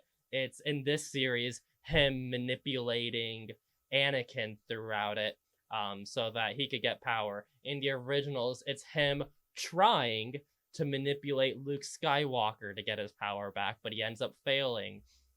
In the sequels, what would have been cool, if they were going to go for that again, trying to manipulate Kylo Ren and Rey so that he could get his power back. That would have made sense and fit with the other trilogies, I think. And I think that's something that I actually really like about the Star Wars series is the character of Palpatine and his just drive for power and what he'll do for it. And I think Hayden Christensen gives an interesting performance where I feel it very clearly is like this guy, like, I'm not even sure if he loves Padme at all, and I don't think Padme loves him at all. They have zero connection at all. Yeah, but then watching it again, I see it and I'm like, it makes sense because of it's Palpatine like basically mind controlling them in a way. This is how I saw it, for these events to happen, because if they didn't fall in love and then Padme dies at the end, that was like the final trigger for Vader in a way, I think. It was like the last like nail in the coffin of Padme dying. And I think that needed to happen, so he needed to fall in love with her. And I think Hayden Christensen gave a good performance of showing a young, stupid, confused guy who's very clearly getting manipulated and controlled. And I thought it was good. Yeah, well, first he's like he's like this slave kid, right? And then he gets all this stuff happens with the Jedi, and he sees Padme, who's also like this queen at a young age, going through all this shit. And then he's brought into the Jedi Order, and he's told like he can't love and this and that. And he has like you can tell there's so much happening, especially then this Palpatine relationship, which comes back in the third one to just continually drive him in this all over the place, you know. And it makes sense, that he'd be just kind of fucked up and weird, and just like they'd want to reach out for Padme during that time, I guess. Yeah. I don't know. Yeah. Anyway, anything? I don't know if I could excuse terrible script reading and awful dialogue for plot and plot devices. I don't know if I could do that. But I think if George Lucas was smart enough, he might have would have executed that better. I don't know. Yeah, and that's totally fair. I do think that Hayden Christensen's he kind of ruins the movie in a lot of ways. And like every time Padme and him were on screen together, I wanted to shut it off. It was so boring. Yeah, see, I'll say one thing about that. I really truly think that Hayden Christensen and Natalie Portman are really doing their best given the content, but what they were given to horrible is not good. And horrible. It's, really bad. It's very Shakespearean, and again, maybe intentionally done so, but no one talks like that, and it's not good. No, you don't buy. I don't buy their relationship in Attack of the Clones at all. Yeah, it's better in Revenge of the Sith, but in Attack of the Clones, I don't buy their shit. It's bad, and then they really try to force that the relationship on you, where it's like two kids. It's like two kids falling in love at summer camp. Is what it feels. Yeah, it's very. I don't know. Absolutely, and I totally agree with that, and that was like the big change I had, or like realization on this watch of the movie, is at least to me, it felt like they weren't trying to convince you that they actually are in love and have a connection. Like, to me, it really felt like it was almost purposeful in a tiny way, not completely, but in a little bit, because it is like it's basically Palpatine acting as a Tinder, and putting them together so that he can gain power. I don't know.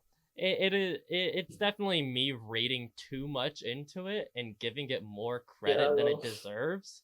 Yeah, a little bit. I don't know it. if Lucas was that, subtle and detailed. I'll admit it. Didn't he say that he wrote the script in like a weekend, or like he after probably. like it came out, like Yeah, he was sense. like, it's done, let's do it. And it's like there are other rumors of like the whole like there's some shit in this movie that is so out of play, like the whole droid factory action sequence. Apparently, there are rumors that he wrote that whole scene like on the way to the shoot of it or something.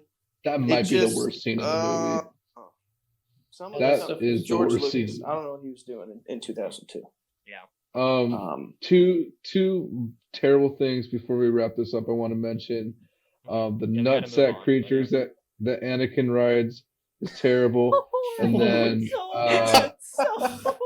and then the way they had Yoda talking, like he was so exaggerated, and it was so unlike Yoda in the OT series. Like it just didn't make any sense, and I hated it. That's it. Anyway, I'll stop bagging on I guess sorry. I will add one last thing. The whole Count Dooku fight is cool. I liked it a lot. Oh, I think that fight's Dooku's awesome. Yeah, Dooku is great sick. fight scene. Yeah. Anyway, it was kind of the one. I love his fighting stance. It was kind of strange. It was when he and Anakin, Dooku and Anakin were fighting, and the lights go out, and they're just like waving their fucking lightsabers in front of it. It's kind of weird, but I mean, I didn't hate it. It was kind of strange, but didn't it look kind of cool? You're like, really cool with the lights going by and everything. This looks sick, but why are they doing this? No, they just. It was really funny for sure. Anyway, we'll move on from Attack of the Clones. We're all over the place on where our list are. Let's get back. Well, you guys just did your number 9s, and Emmett and I haven't done our number 9s. I believe. Yeah, I haven't done my number 9. Okay, Nick, so how let's about you do go? That. Yeah. My number 9. Oh yeah, this is easy. Revenge of the Sith. Yeah, I just don't like the prequels, guys. I'm sorry. I'm just like mostly everybody else in the world, but these movies are bad. But this is when I start liking Star Wars movies. I think Phantom Menace and Attack of the Clones are just not very enjoyable. I could find things in there, it's hard. But Revenge of the Sith is where I start liking, actually hating Christensen a little bit more. This is, he has amazing hair in this movie. And his line reading's not as bad, but the dialogue's still pretty trash. Also, this is like one of the few Star Wars movies where it opens on an actual war, doesn't it? That's kind of sick. The whole opening sequence I think is excellent. Yeah, absolutely. I think so. But I just remember this. I'm gonna cut you off. We're talking about this. I'm sorry. I also forgot about it for a second. We'll go into that in a second. Yeah. That's our fucking review. Anyway, number 9, Revenge of the Sith. How about you, Emmett? What's your number 9? And then my number 9, I have Rise of Skywalker. Okay. At my number 9 spot. We already said our piece on it a lot, but just give just a little bit of context of why you have it. Yeah, there's some moments I thought of this movie that were pretty enjoyable. Absolutely. Wow, I mean, because like the lightsaber fight kind of I want to say it's in the second act. Between Kylo Ren and Rey when they're kind of outside the crashed Death Star wreckage. I thought that was really good. I think it's really good up until when I think it was a really stupid way. They're like, all right, Rey's gotta hurt him so that she can heal him, so that he can heal her later. So it makes sense. How are we gonna make Rey actually be able to get an opening? Leia's just gonna kind of vibrate a little, and Yeah. Kylo Ren's gonna There's feel it. some- yeah, it's- I'm like, bro, come on, shut up. I forgot about the force healing. Leia's gonna Yeah, Yeah, vibrate. and there's so much back and forth with that. that. Oh, fucking Oh, I did. then I'm reminded of the end of the movie. Oh, So bad, dude. You didn't like the double saber she had at the end, the that flippy was saber. cool. That's fucking cool. I But was when gonna mention Yeah. he, Ray Skywalker. Fuck off. Shut that up. shit, Shut come on. up. It's like, Wow, what are we doing here? Fuck that movie. But Like hate I it- said, that is the one. That is the only one that I think is an actually bad movie. Because I think Yeah, I have a there really are bad feeling there that's are gonna parts fall, in Phantom Menace and Attack of the Clones. Obviously, I have it above that I legitimately really enjoy actually, Mm-hmm. and I do like those movies. Fuck Rise of Skywalker. Anyway, let's move on. Yeah, We're on let's to our move number on. 8s, I believe now. Bunch So, of haters. Nick, This is we talked about Skywalker. That's my number 8. We can move on. okay. And then we'll kind of blow past my number 8 as well. Actually, you know which- what? You know what? This is the one. This is, I think, the lowest anyone's had it on their list for Skywalker. Rise of number 8. Skywalker? The highest, I meant. What? Yeah, The sorry. highest. Yeah. Highest. Highest, I yeah. think so, yeah. Okay, I'll speak on it a little bit. Okay, I've yeah. only seen this once. Give it its last due Um, diligence before we But forget about it. I definitely enjoyed this movie when I watched it in theaters. So did I? I love Star Wars, and the sequels pulled something that like, I don't know. This is like my generation of Star Wars, which is super cool to have. Cause like I guess you could say that about the prequels, but like I wasn't even fucking born. So we were really When the young first one when the came out. prequels Yeah. were rolling Like out. it's not really our Star Wars. Like I grew up with it, but it's not really ours. Mhm. This new sequels, I want to consider mine, and like I have a strong connection to Star Wars because it's what I grew up on. I played fucking video games and I read the comics and shit, and like it was a big part of my life, and to see the Skywalker saga conclude like that, like I don't know, I dug it, and I really didn't find too much about it that I hated, but and even the fan service, like I didn't mind at all, but I could totally understand valid criticisms of it, and I also think that characters like Finn were completely wasted, and I was very disappointed by that. This is me. That's Um, kind of my Finn last and thing Rose with both. it. Finn and Rose just got fucking tossed to the side. It's very Yeah. no, obviously Rose Rose not got a beloved motherfucking character, disrespected but in they that just movie. they just Yeah. pissed them Straight off. up. I just really Mhm. I didn't like it. Absolutely. But I do think it's better than all the prequel movies, so that's why it's my number 8. Yeah. All right. We'll blow past my number 8 as well because my number 8 is Revenge of the Sith, which we'll get more into later. But Okay. moving past that, Blake, what's your number 8? My number 8, sort of by default, is Solo. I have Okay. nothing wrong with it. That's my number so- 8 as well. Okay. Yep.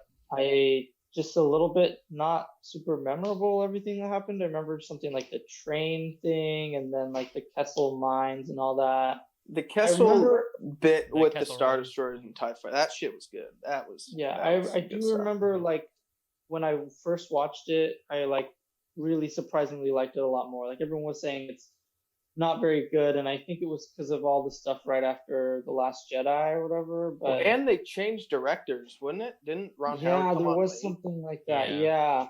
It So was that was Phil really Lord good. and Chris Miller that Yeah. were on the project. They Mhm. got kicked the fuck out, and Yeah. Ron Howard was in there to patch up, I guess, whatever. So, yeah, I don't know going- what- Going into that, I didn't have a lot of confidence, so my bar was Yeah. super low. I think and that's probably I saw why I think I it saw really an IMAX, lows, and yeah. it was pretty good. I I enjoyed did it. I didn't think it was bad. I like the main guy, Alden Ehrenreich or whatever. Yeah. I think he did I good. thought he fine. pulled off. He's awesome. I thought he pulled off a pretty good solo. I agree. Yeah. The whole for like the main most part. cast was really good. Great Yeah, I cast. agree. They all- I think so. Great Yeah. cohesion, They I did a good think. job. Yeah. I definitely Who's like this guy the movie change? more than you guys. This one is my number 7 solo, and I This is enjoyed my it. number 7 as well. Okay, nice. Yeah, we'll talk about it a little more. Yeah. I think We I can just just don't talk about it remember now. as much, Yeah, but- I really enjoyed Solo when I first watched it, and I enjoyed it even more when I just rewatched it. I think it's just a really, really enjoyable movie. Really great cast, some really great set pieces. We haven't mentioned in the incredible cast, fucking Mr. Glover, my boy, Oh, yeah. Childish Oh, yeah, I was Gambino, about He to did Danny say great. Glover. as Lando. He is Mhm. awesome. He does a great Lando. He is so fucking hilarious and Seeing charismatic. Lando on screen in a modern Star Wars movie, like, is the coolest shit. Awesome. Yeah, it Like, was I'm pretty not cool. even not even talking Awesome. about Bleedy Williams. Seeing like someone portray Lando is so sick. Mhm. Mhm. It's like that's one of Lando's the an awesome dopest character. characters. Yeah. Yeah. And yeah, I just fucking love it, dude. I love it is a big word, I guess. It really is an enjoyable Love it. movie. And it's definitely like all right, let's introduce how he met Chewie. Let's show how he got his blaster. Let's show how they did the Kessel Run. But I don't mind. I don't agree. There's mind a lot those of like things. checking off. I Yeah, they had to like check it. some boxes. Certainly. It felt like Yeah. a lot of just checking boxes, and Was I this- thought they checked those boxes pretty damn well. Mhm. Yeah, I was gonna say, was this like you mentioned with the Mandalorian fan service done right? Would you consider this fan service done right? Yeah, I don't know, I didn't Yeah, I absolutely think think about would. it so. like fan service, which Because is, I guess, yeah, it's probably one of good. those things I- where you don't really Done think well. about it. I agree. Yeah, I like agree. when yeah. you list down those things, like, oh yeah, they did kind of list all that stuff, but I think it must have been done in a way where I didn't think about it, and it was in a Mhm. good It never way. took you out of it. It's like, oh, yep, here Yeah. it is. Yeah. I The was showing this only thing, or, oh, part I there would it is. criticize about those is in the Chewie introduction, which I think is fine. I think it's actually a pretty good introduction to them. I just thought it was kind of lame when when Chewie's like on top of him, and then Han does like a little Wookiee growl thing, and Chewie's like, "Whoa, you speak Wookiee or whatever." I Mhm. was like, I don't know. Just the way I that thought was that was done, cute. I was kind of just, I was just a little bit like, if he's gonna like talk Wookiee to him, that he can show that he talk Wookiee, I wish he, I don't know, would have done more than like 0.2 seconds of talking Wookiee. Yeah, You know, Mhm. and that wasn't ever established. It's before, also- they it's just also the- speak it. I Yeah, think it it was could have never been cool if mentioned. like he Yeah. talked Wookiee with him for a full like few lines. You know, like he Mhm. starts talking Wookiee, and then maybe it's the first time in the series where they Mhm. actually subtitle what the Wookiees are saying or something. Or maybe And they then- don't, and they just do it all off the actions where he does Yeah. it. Chewbacca's taken aback, and then they kind of do some weird growls back and forth, and it's clear what their plan's gonna do. He points up at the Mhm. pole, and then they do it. I can Like see that, I think that would have been a lot better, but it Yeah. wasn't. It wasn't a big thing that bothered me. Yeah, for sure. Cool Were you movie saying, though. Oh, yeah, and not to go back to Mandalorian again, but how they kind of handle, Mando talking with these different creatures at different times. He goes into, full Yeah, I conversation, didn't think about that. and he's going back and forth, and they're talking. I would have liked to see, like, going back to what you were saying, something like that, where it's a full scene of them going back and forth. Definitely, Rather than just would have the been one line. sick because that is the first time you see any being other than a Wookiee speak Yeah. the language. Mm-hmm. So it is definitely interesting. They could have expanded on that more. I agree. Yeah. I think it's a great movie. It's also really cool that I haven't seen the Clone Wars, but I know Maul's in it. It's cool to see Maul. And he's got his Yeah, that fucking was spider pretty- legs, that was doesn't pretty he? cool. Yeah, That's yeah. so He's ridiculous. got. Or no, Yeah. no, he's got like his two legs. mechanical legs. Yeah. They're like Does he have his spider legs? It's I not. don't It's even not know. the spider legs, but they're mechanical though. Yeah. It's still really cool to see Maul in the back in a Star Wars Absolutely. movie, Yeah, it was and really his cool. voice and hearing his voice, and it's the same guy from the Clone Wars.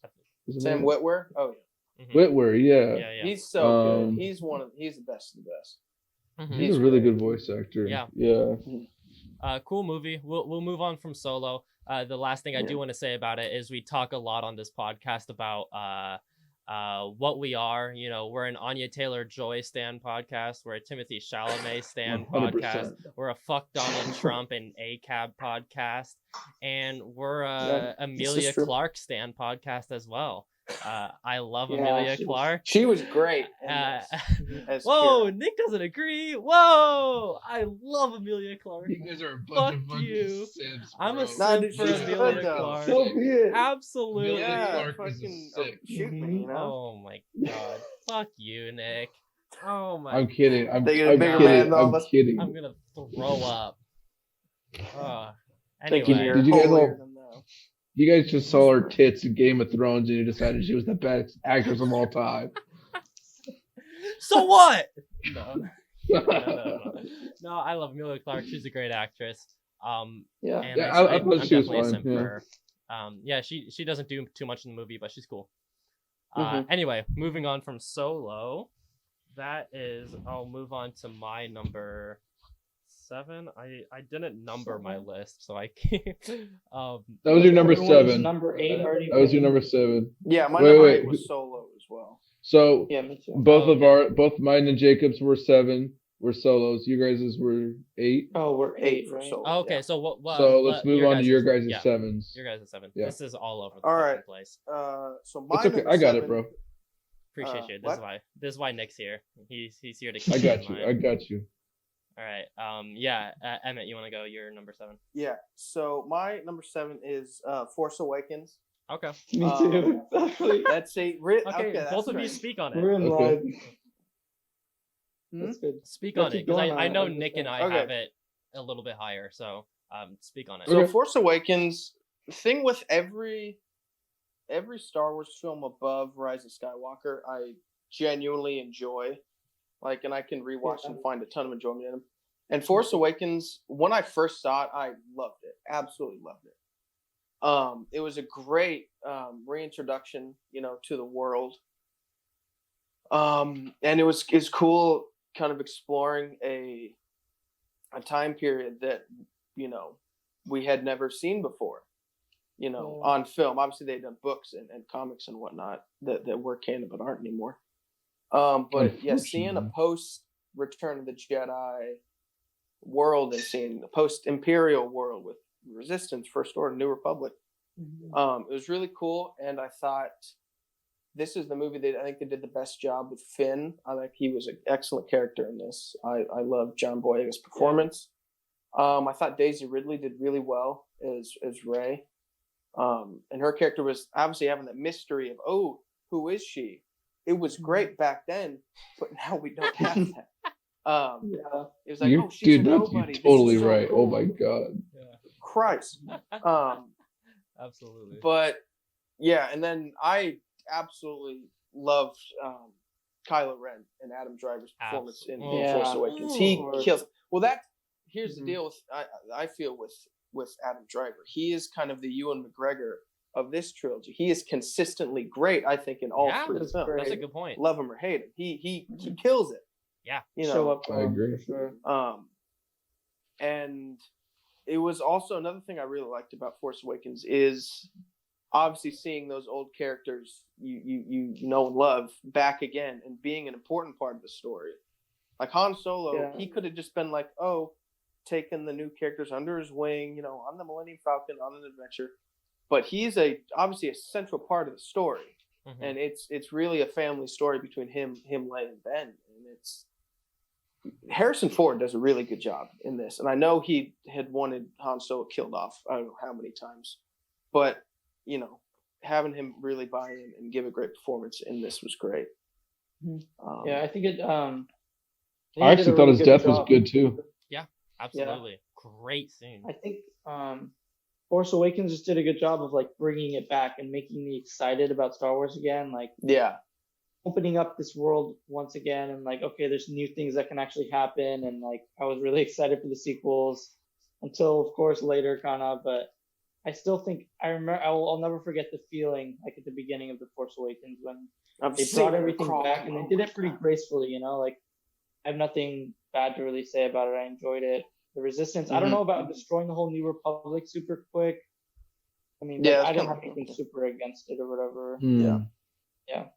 And obviously, the main criticism that I think a lot of people have for Force Awakens is on subsequent watches. It does seem a little by the books derivative of A New Hope, and that's fine because you're reintroducing and introducing some new people to this world. So it's fine. And that's why I don't really care too much that it's a bit derivative. Other than the giant Star Killer what's base. it called? Star Killer base. Yeah, that's the one bit where it's a little on the nose. Yeah, where it's way I agree. Well, like We're other gonna go than blow that, up is the there big anything planet that's like size super one. similar to A New Hope? Kind of Desert BB-8 being the planet. R2, getting the information Ray in the Oh, desert on the planet yeah. with yeah. the same lightsaber and everything, kind of. Mm-hmm. Yeah, but I think that a Just lot little of things were like that. different enough. But yeah, then the Starkiller base could have been something else. That's kind of the one bit Yeah. where kind of that it goes from not a big deal to a lot of people like, oh, this is a big issue. Not for me, but I think a lot of people feel it's. It I could be a I big remember when it came out, it was a huge issue for a lot of people to the Mhm. point where they say it ruined the movie for them. Yeah. And I was I like think that's too far. I disagree. completely shocked by that. Yeah, definitely. But I guess it's a subjective. I don't know. Yeah. Anyway, right on. You guys got anything else you want to say your piece on Force Awakens, or we'll move on? I don't think so. Cool. I don't think you good. said much about it. What about you? You just kind of. Well, I have it a little bit Agree higher, or- so Okay, so you'll go so back to yeah, it. yeah. Yeah, mine's also a little bit higher. So- I'll talk about it.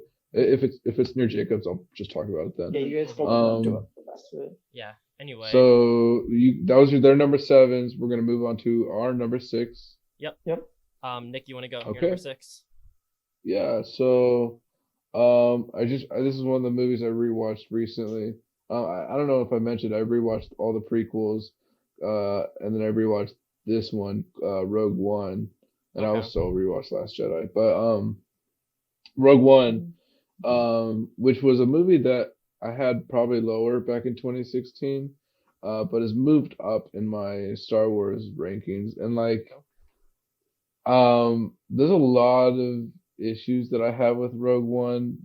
I think the characters can be a little bit left to the wayside. I feel like there could have been a lot more exploration done with some of them, especially like Riz Ahmed's character, which I really like. He was kind of wasted a little bit. Yeah. I do think some of the I don't know. Some of the like droid stuff with K2 K2SO Yep. is not really my thing, but I think Alan Tudyk does his thing, I guess. But like, I don't know. In general, I found this really like a solid Star Wars movie, and I like that it didn't really feel like Star Wars too much. It felt like, because like it was completely opposite of like what you've seen in the Skywalker saga, like, and all the way down to like the way they were cutting scenes, like like I don't think there's a single screen wipe or like circle wipe in Rogue One. So this is Gareth Evans. This is the same guy that did Godzilla. Yep. Oh, we lost him. We lost him. I was gonna go in anyway. We love Nick. All right. I was gonna say last thing, Gareth Evans. Your mic's all like way too quiet. Like. Hello. All right. Hello. I think you're good now. I think you're good. Gareth Evans is Yep. a visionary director. I can't wait to see what he does next. Mm-hmm. That's all I want to Yep. say. I Gareth love Evans is cool. the visuals in that. Rogan was beautiful, and it was Rogue I have it a little One, higher, but I love it. Yeah. Yep. I think I have it quite a bit higher. yeah.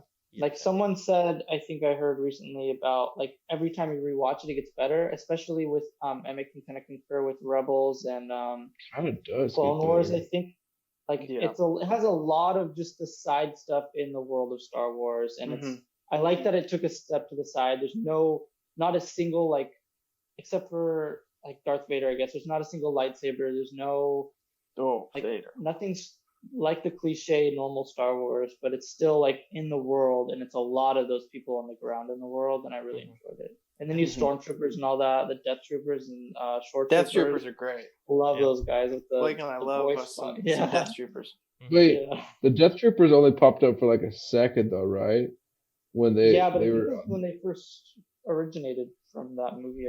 I think Really? they were kind of created for Rogue One, and they've been using other things. Yeah. But They yeah, were that's probably my so favorite. Okay, go on.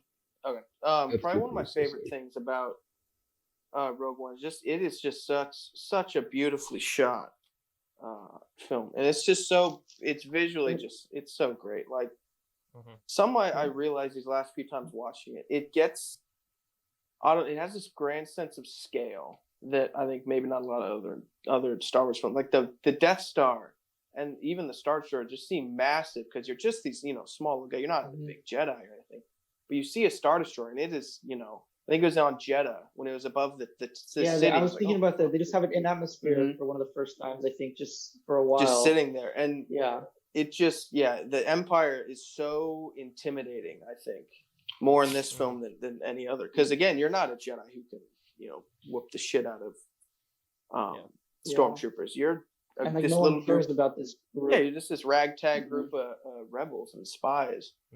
And, I just like how intimidating the Empire is and how grand the scale. Oh my god, yeah, they're so fucking scary in this, dude.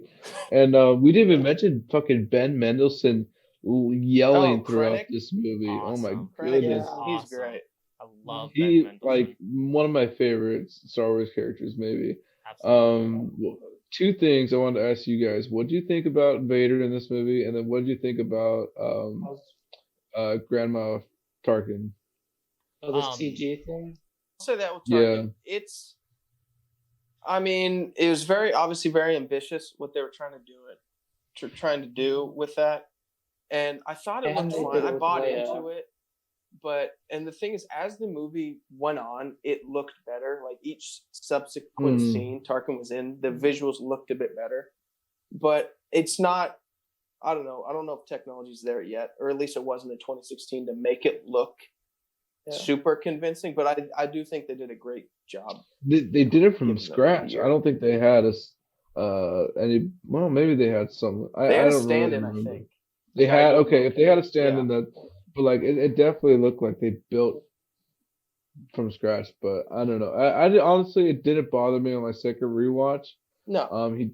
But if there were a few moments where he did stand out, I don't know. It's really just that first time. It stands out a little bit. But watching it again is nice. Vader's dope in this. I like first the back of the tank thing where he's sitting and like strung up. When he's in his castle. And then of course we got to see fucking Vader's castle in a movie, guys. That's the coolest shit. Yeah, that was dope. And then just the end, of course, in that fucking hallway, just laying he's down. Just wrecking shit. Oh my god. There's a bit I love Vader in this movie. There's a criticism I've seen of him, specifically the "don't choke on your ambitions," which is making it funny. I like that. Oh, Shut the I didn't mind that. up. From the very first goddamn Star Wars movie, he makes little quips like that. That is Vader. Like, it's Vader. That's still a little bit of Anakin that's still left like that. Like, that is not something new, and that line was fucking awesome. It's great. It is great. I agree. I fucking agree. So that little bit of spunk left of Anakin in him, where he's still talking some shit. Yeah. Anyway, I do want to let you guys talk about this more when you get to your part of Rogue One. Last thing I want to mention, this is one of my favorite, like in full, like soundtracks from Star Wars. Giacchino did an excellent job. Giacchino did an amazing job. He killed the Imperial suite to this. Oh yeah, right. It's nice. Yeah, love it. And the whole ending track at the end of the movie.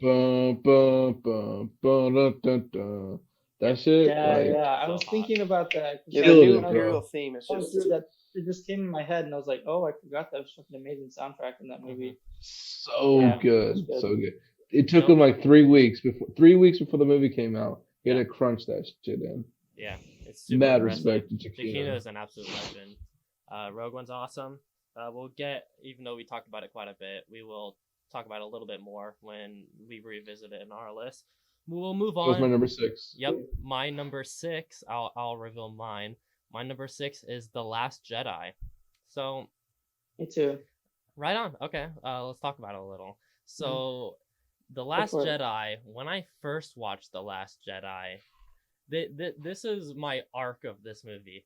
I'm watching it in the theater. I'm loving it, as I love every single Star Wars movie, as I loved Rise of Skywalker when I was watching it in the theater. I'm loving it. I'm walking out of the theater and I'm like shaking. I'm like, I just witnessed history. Like, this is like how they felt when they watched Empire back in the day. Like, this is amazing. And then I woke up the next day and I'm like, no, this movie sucks. I hate this movie. And I hated this movie for a long time. It was primarily because the ending of this movie. I think the whole build up of this movie is really good. And I still do. And I thought the ending really ruined it. And so I rewatched it and I loved it. I was awesome. This movie kicks ass. The only reason it's not higher is because every other movie above this kicks even more ass somehow.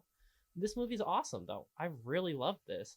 Yeah. All the stuff with even I thought back then, even when I hated this movie, the stuff with Kylo Ren and Rey, all that stuff, perfect. Yeah. That dynamic was Before so the good. dyad thing. Fucking amazing. And like Force the dyad. fight in the throne room scene. Fight in the throne room Oh, is the throne room the fight was nice. best. Yeah, with the fucking the holding best. and then Yeah. throwing.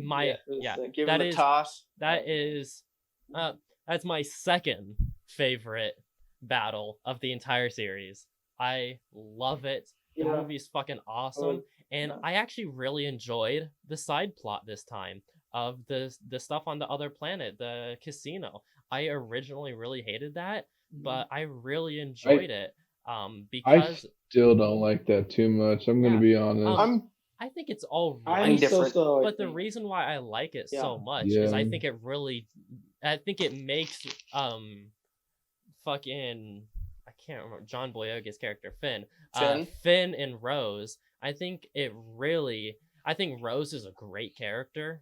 She's a good character, damn it. I think She's she's fine. I think she's good. I've had enough Really of the enjoyable. slander. Exactly. Yeah, I think she's really good, honestly. And she works Yeah. so fucking good with John Boyega. They're together are awesome. And I think it really starts to add another layer to Finn's character that is really interesting. Like, not only the cowardness, but also the greed that's still kind of hidden in this character, alongside like the ignorance he almost has for how the world is. I think is a really interesting aspect of this character, and that's really exemplified during those scenes on the in the casino, and I really enjoyed them. And I just that whole dynamic in both of those characters I thought were really rich and interesting, which made me hate the Rise of Skywalker even more, of course, because they just throw them away. Tossed it away.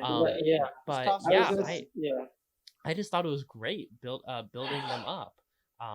There's definitely like big nitpicks that I have with this movie. Fuck flying Leia, stupid, horrible. Yeah. I mean, that was kind of goofy. Really? It's kind of hokey, but it's not that bad, dude. I hate it because not only do I hate it just because it's hokey and kind of dumb, but because that would have been a perfect death scene for her with her, even though like Ren did hold back and it technically was those other troopers who killed her or almost did, that would have been if them and Ren also kind of assisted, like that would have been the perfect death for her. I don't, and that would have just I think haunted. I kind of agree with that forever. with John Boyega Finn at the end too. I feel like he should have just gone out. I hate it when they bring someone that close and with either of them. Like, and then it's like, oh no, why are you gonna go that far or do that just to bring them back? Like, I don't think that's a good kind of.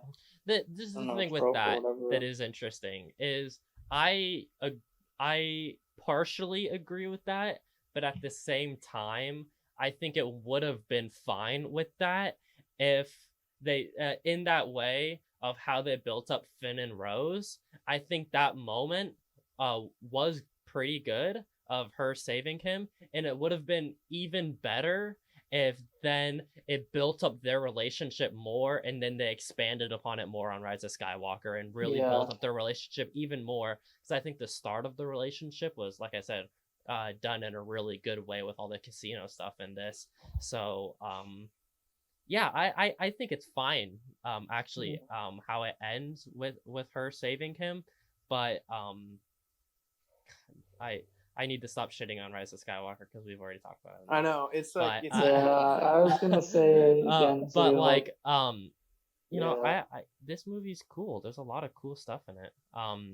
yeah, I do wish the whole force projecting thing with Luke, I think that scene isn't horrible. I think it's a fine scene.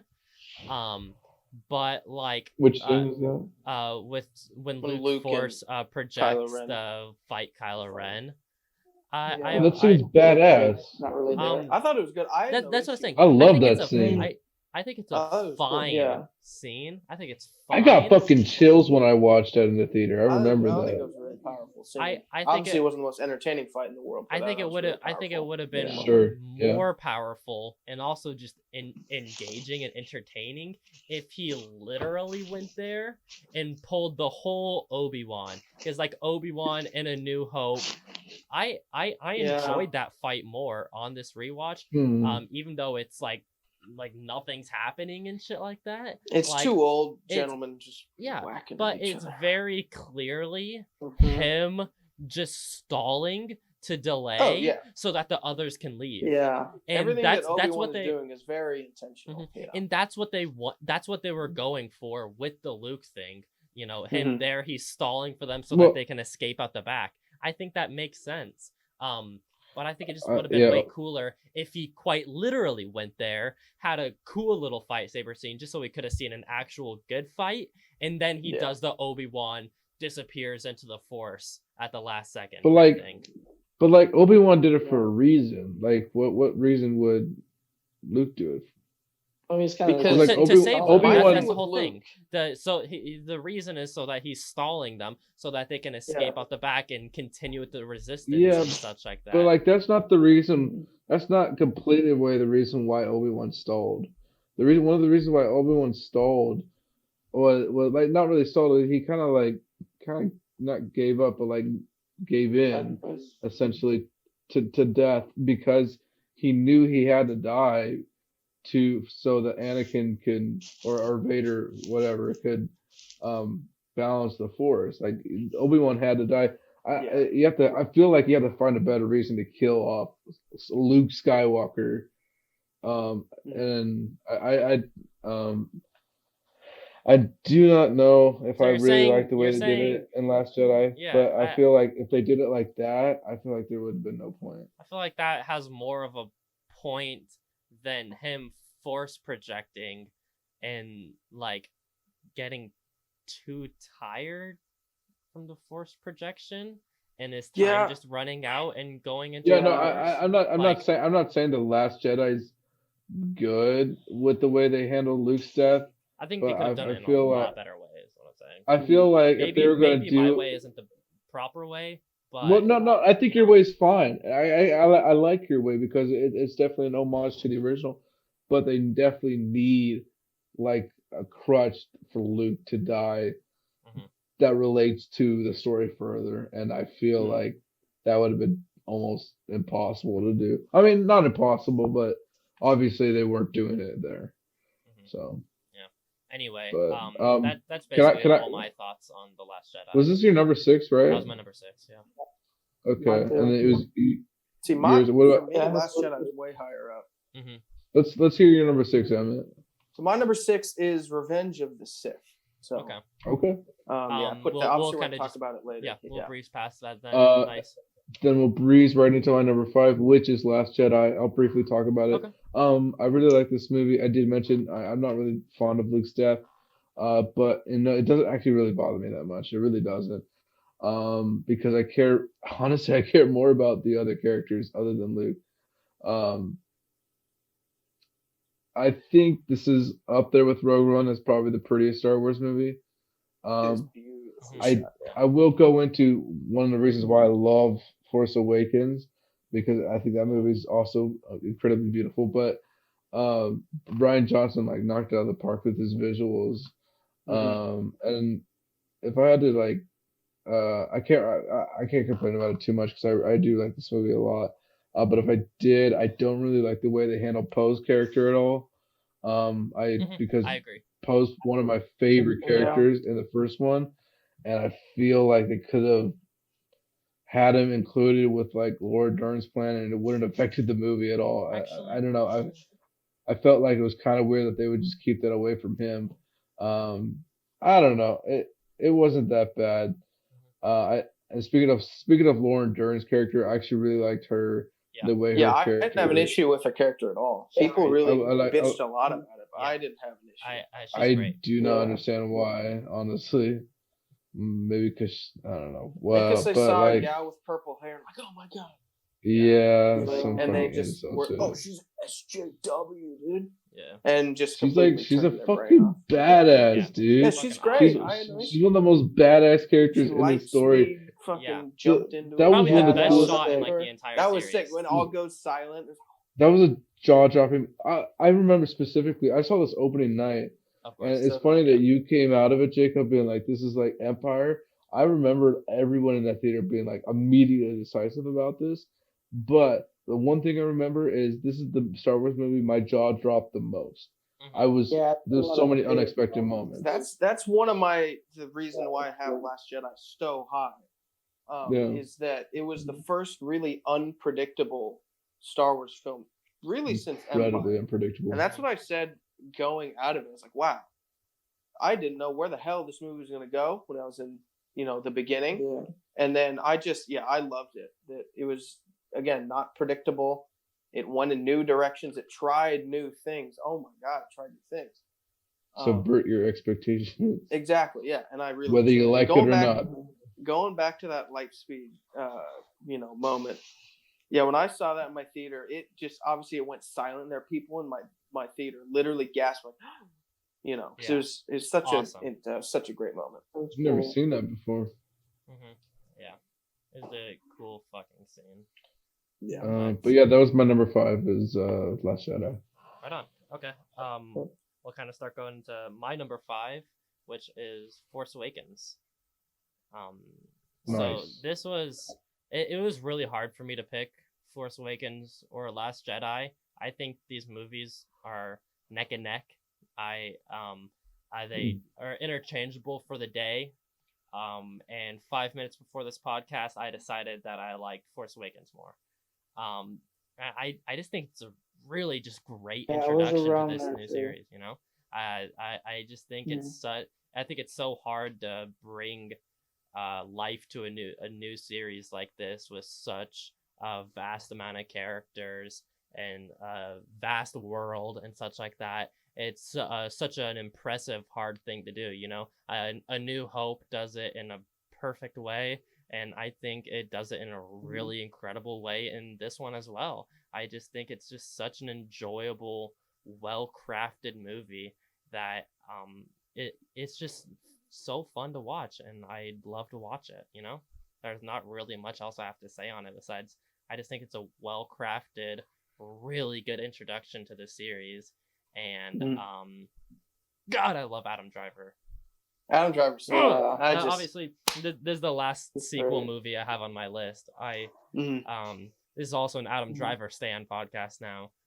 Damn right. And I fucking love Adam Driver. He's my favorite. I love him in everything, and he's awesome.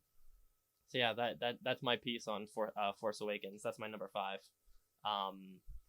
I guess Blake, you want to go on to your number 5? My number 5 is Revenge of the Sith. Okay. I think we're just gonna leave that because we're going into it later. We'll blow past that. Yeah. It's kind of only little thing is like I think it's gone down. I thought it was. I don't know. Interesting. I've been moving this around so much too, but it's been up and down. And what about you, Emmett? What's your number 5? So my number 5, maybe a bit of a controversial choice. Return of the Jedi is my number 5. Wow. I know, and the main thing I have with Return of the Jedi that puts it, I think, at that number 5 is I can't seem to do it with the Ewoks, man. No, they're I knew you were going to say that. Fuck you. But man, the second act, I'm not against the second act of the movie, but because I love the first act and I love, obviously, absolutely adore the third act. But it's something with those Ewoks, man. I mean, they're cute, they're great, but I The little can't do it. bitches, annoying little bitches. Yeah. Yeah, they're not good, Agreed. and it kind of showed something with Lucas that we didn't really see It was a red until, flag, I think. 16 years honestly. later. I Because I understand not liking Ewoks. I'll reveal it. This is my number 4 for Return of the Jedi. But 5 minutes before my podcast, it was at number 6 as well. It's neck and neck with also Last Jedi and Force Awakens. I can understand not liking Ewoks, saying that Ewoks were there, like that's the inkling of like the shitty toy grabs in the prequels and such like that, I think is It 100% completely was. undeserved, and I do not agree with that. but At what do you say fucking about those two all. goofy ass made for TV Ewok movies they made a couple They're, years they're after? literally cash grabs. I They were do there to not- sell toys. If you're I gonna think say it was that the they're precursor to the Nothing Jar to do with Jars. those. To I do not agree with characters that made at to all. sell action figures. If you're gonna say And that they're plushies. there for the cash grabs, you have to say that not only Jawas are there for the cash grabs in the New Hope, you also have to say that R2 and C-3PO are there for cash grabs in the New Hope. But they And- service, I think, the story a hell of a lot more than the Ewoks do. You could have had that disagree. entire battle Ewoks still beyond service the Kashyyyk. story. I think the Ewoks I actually, not I only- do think the Ewoks served the story to the last, I to mean, Return of the okay, yeah, Jedi, it's probably a bit but far. they are But- 100% a red flag and definitely a selling item for Lucas. Like he was already like I- thinking about I think what kind you of can toys he was gonna say make. that they're it made in a way where like they can make great toys, but I can say that about 90% of characters in every single Star Wars movie Yeah. dating back to A New Hope. Absolutely. That was That's a the good point. biggest No, you takeaway can I say had that. when I rewatched A New Hope. When I was rewatching A New Hope, I was like, holy shit, there's so much in this shit that people criticize about in all of the other movies with the toys and the cash grabs Yeah. and stuff and like kitty stuff or whatever in it. Yeah. Like this is in the fucking first movie. It's the same with having the arguments Yeah. about that line that Darth Vader gives in Rogue One. It's in the Yeah, I think it's first part of fucking it. movie. Mhm. So if you're It's gonna DNA, defend but- and love A New Hope and defend all of those things, I don't think that you can criticize all of it in all of the other series. There are times like stuff with Jar Jar and the Gungans and such like that, and there are times where they do that for sure to an annoying point. I think Ewoks are definitely not a version of that though. I think the Ewoks. But yeah, are but great. what other I think it was type of more just a creature- precursor to yeah, I agree. what I love was Return of the to come. Jedi, and I'll get to it when I. And that's the other thing. Yeah, it's not like when I I talk don't. I about it. love Yeah. Return of the Jedi, Yeah, but the Ewoks, but I I can't do it. I Do can at least Ewoks. admit to myself that the Ewoks were like such a decision that were like Star Wars is for kids, but like Lucas was like exclusively trying to sell it to children at that point. Yeah, Like, and he's I don't done know, that since the it- very beginning. So I just don't think that's a valid criticism because I think it's Yeah, but yes, what it I'm was trying to say maybe is like, wrong, but I think he does what it in a other good way. childish creatures like that were in the previous Star Wars where they And were have like that big before of a before role, being I like think. they were like throwing No. jokes around, but for the most part, I would say the first two Star Wars movies are pretty fucking serious. And they're when it pretty gets up light to- on stuff like Yeah. that. Obviously, you have things Yeah, that are in one absolutely. scene. Yeah, There's sure, Still, but I don't know. yeah. And Yeah. I the don't know. fact that stormtroopers got taken out by rocks and slingshots and Yeah, sticks and shit. That's a bit But some much. of that's a little but far for sure. that- but I I don't know. shouldn't have directed my criticism at the Ewoks themselves. It's more kind of some of that shit, like the Battle of Endor was really yeah, cool. a lot of things. But stormtroopers getting taken out by Ewoks, I don't know about that. But I understand it. I Mhm. love Ewoks. I love everything about them.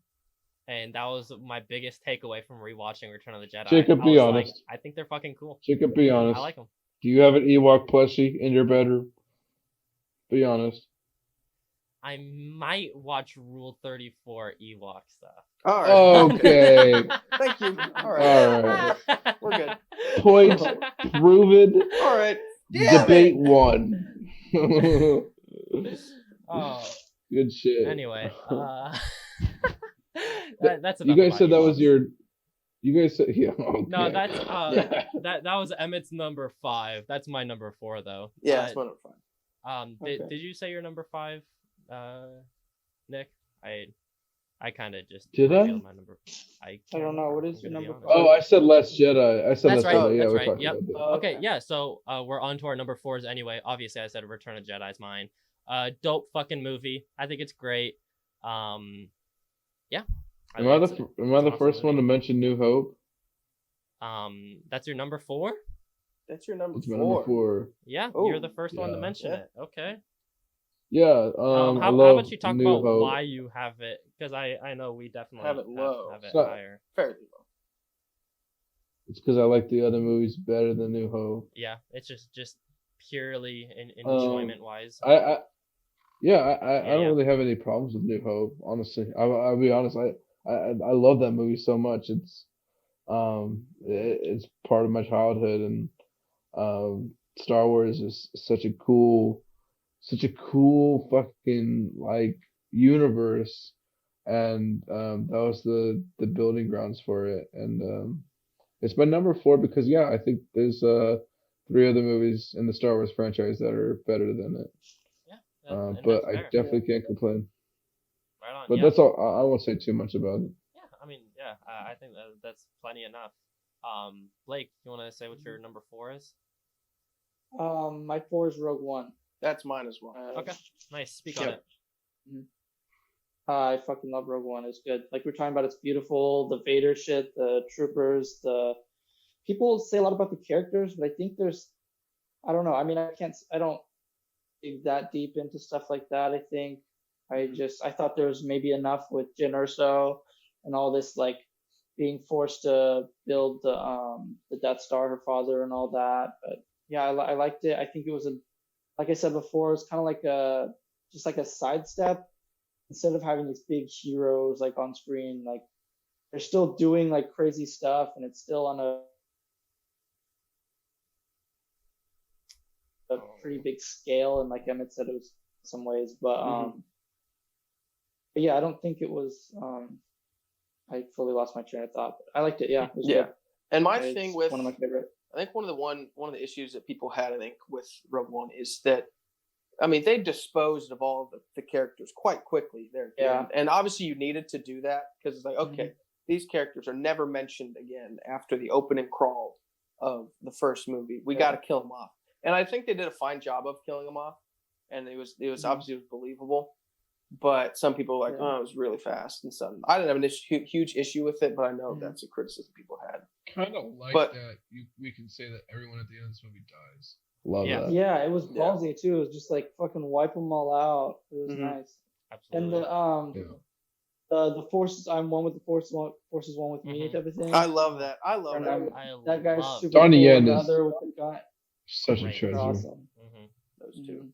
And then I Yeah, can't they're talk great. about Rogue One without mentioning how just great the whole final battle on Scarif was. I just absolutely adored that whole sequence.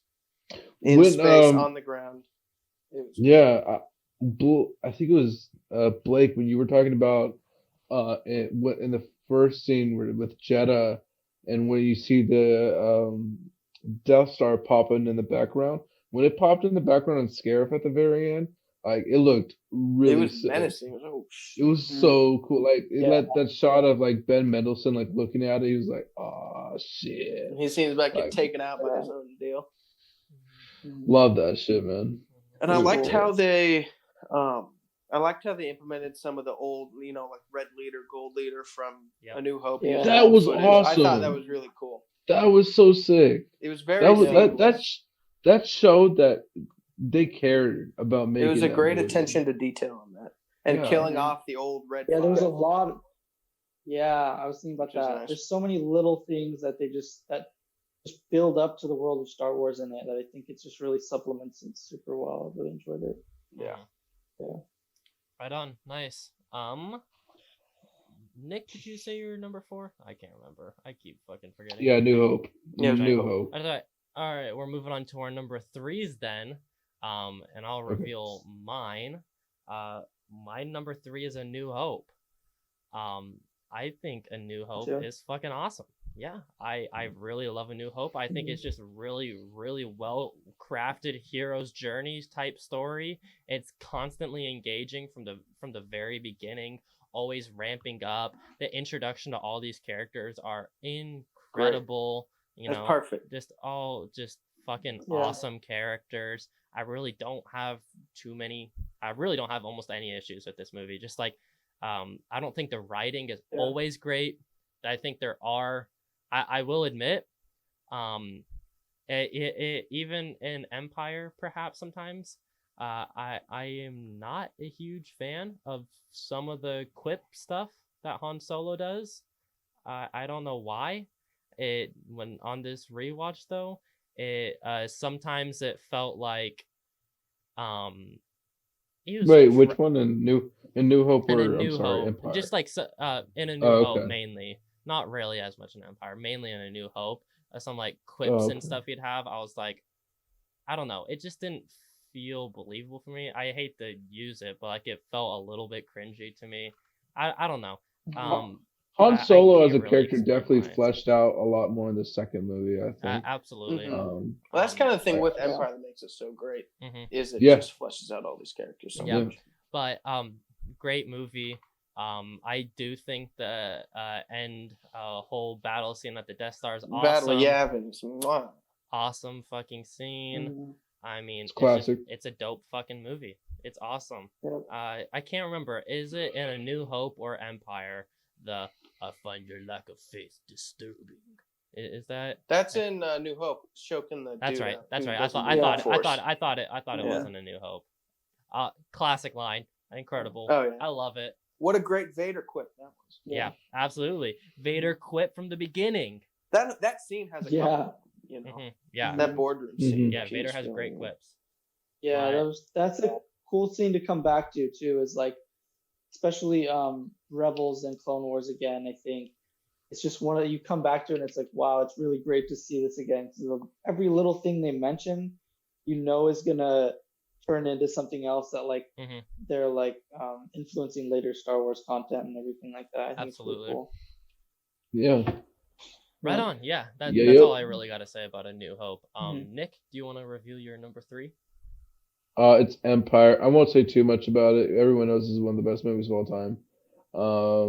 And personally, this is my number 3 because when I was a kid, I would always rewatch Empire over A New Hope every time. I don't know why. I found Lando so intriguing, and I feel like the whole story without the Death Star was pretty cool, and the Hoth battle scene is one of my favorite openings.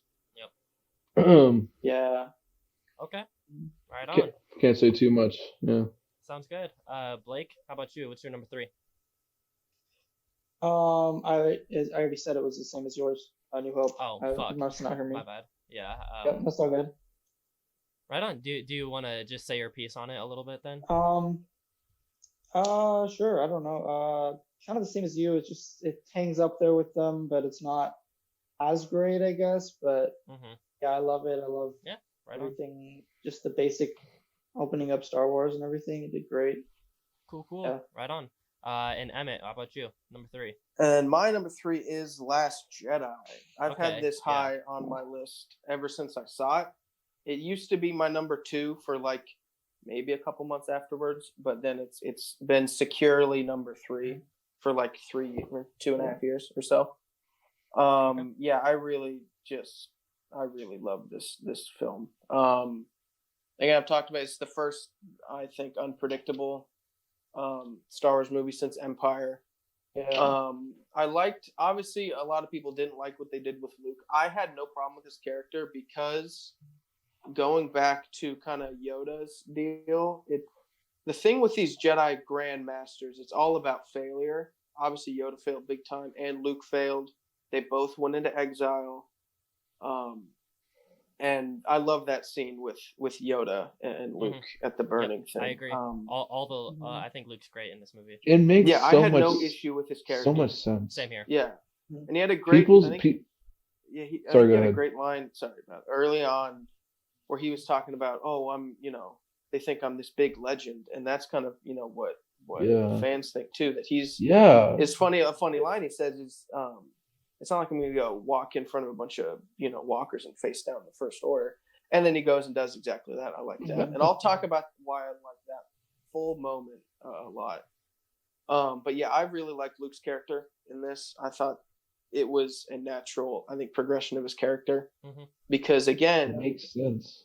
When someone tries to become that Grand Master of the Jedi, there's so much pressure, I think.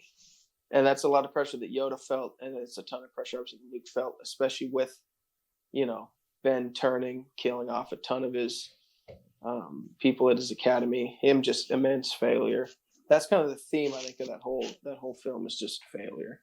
Would you say? I think Yoda said, "Greatest teacher." Would you say that Yoda and Luke both felt like the Jedi?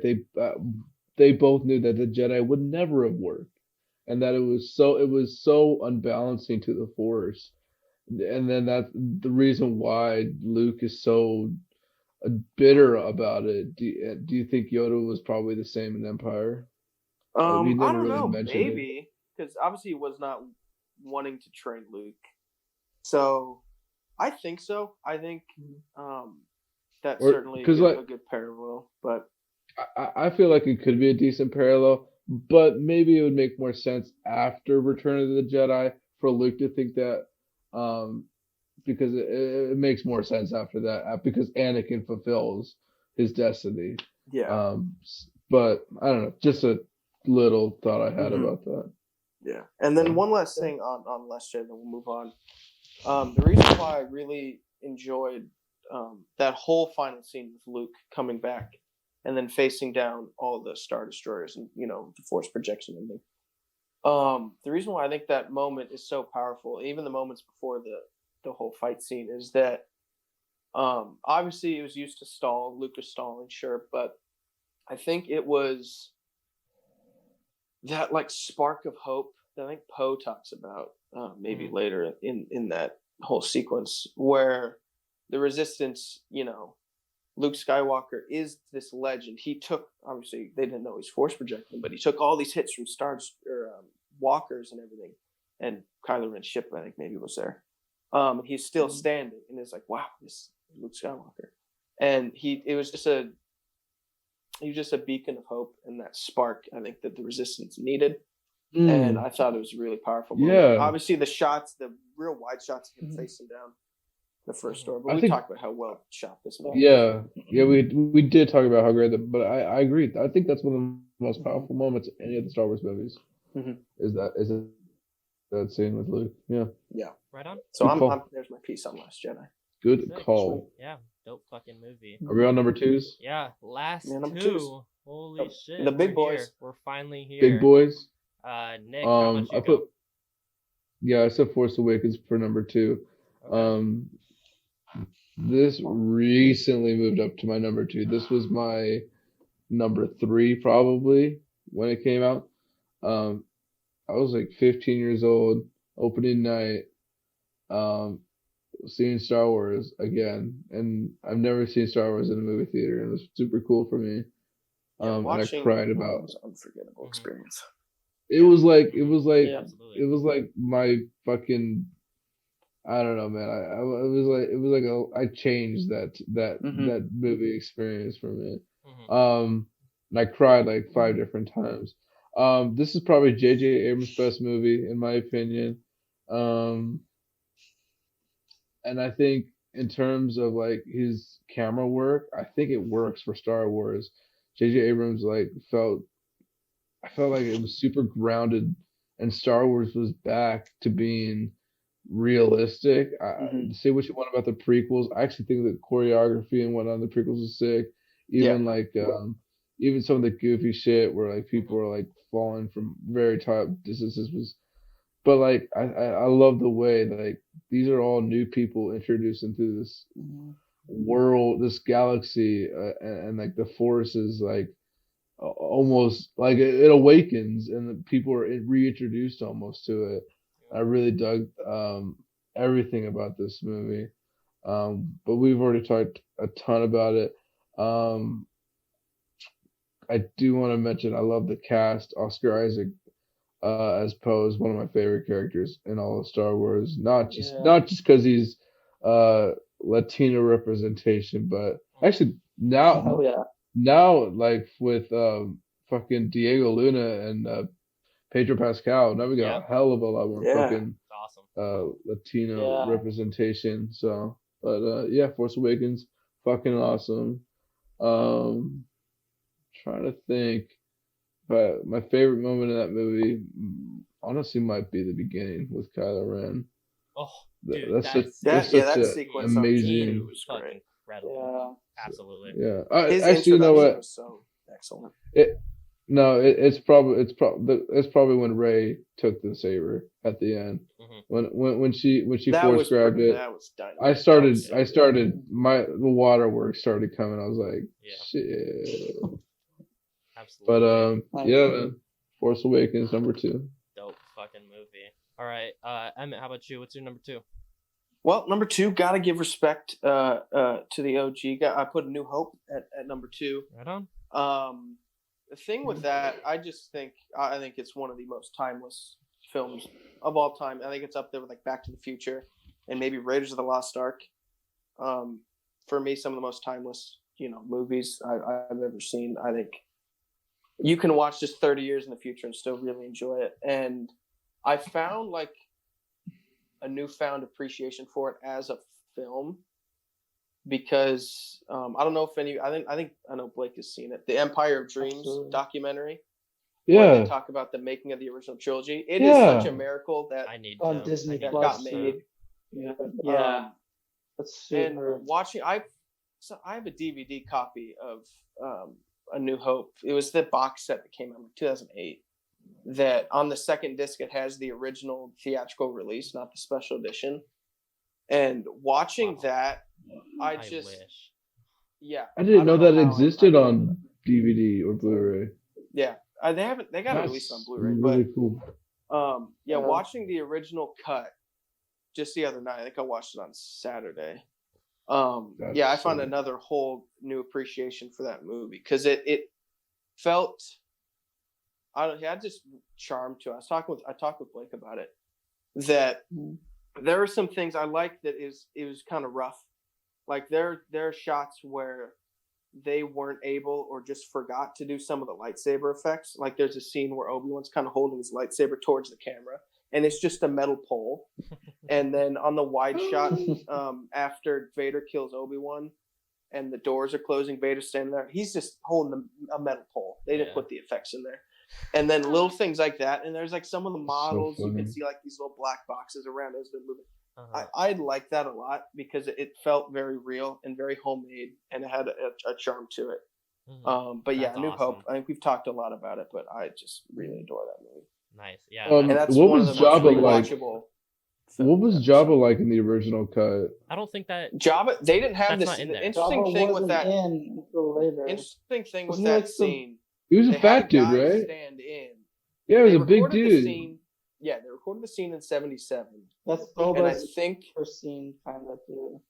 But yeah. Boba was Was he digitally not even inserted later in it? for it. He wasn't in the Oh, I original didn't know that. filming of it. Yeah, but yeah, what they were planning on Sorry. doing is the big fella that Han talks to in the original scene was just a stand-in. They were gonna have this I think it's like a stop motion creature walking with them. I don't know how they're gonna pull that off. But they were thinking of doing a stop motion, but they just couldn't do it. They ran out of time because obviously you couldn't do CG in '77. It literally was not possible. Yeah. So they just cut it, and then obviously in '97 Lucas was able to put in a CGI Jabba.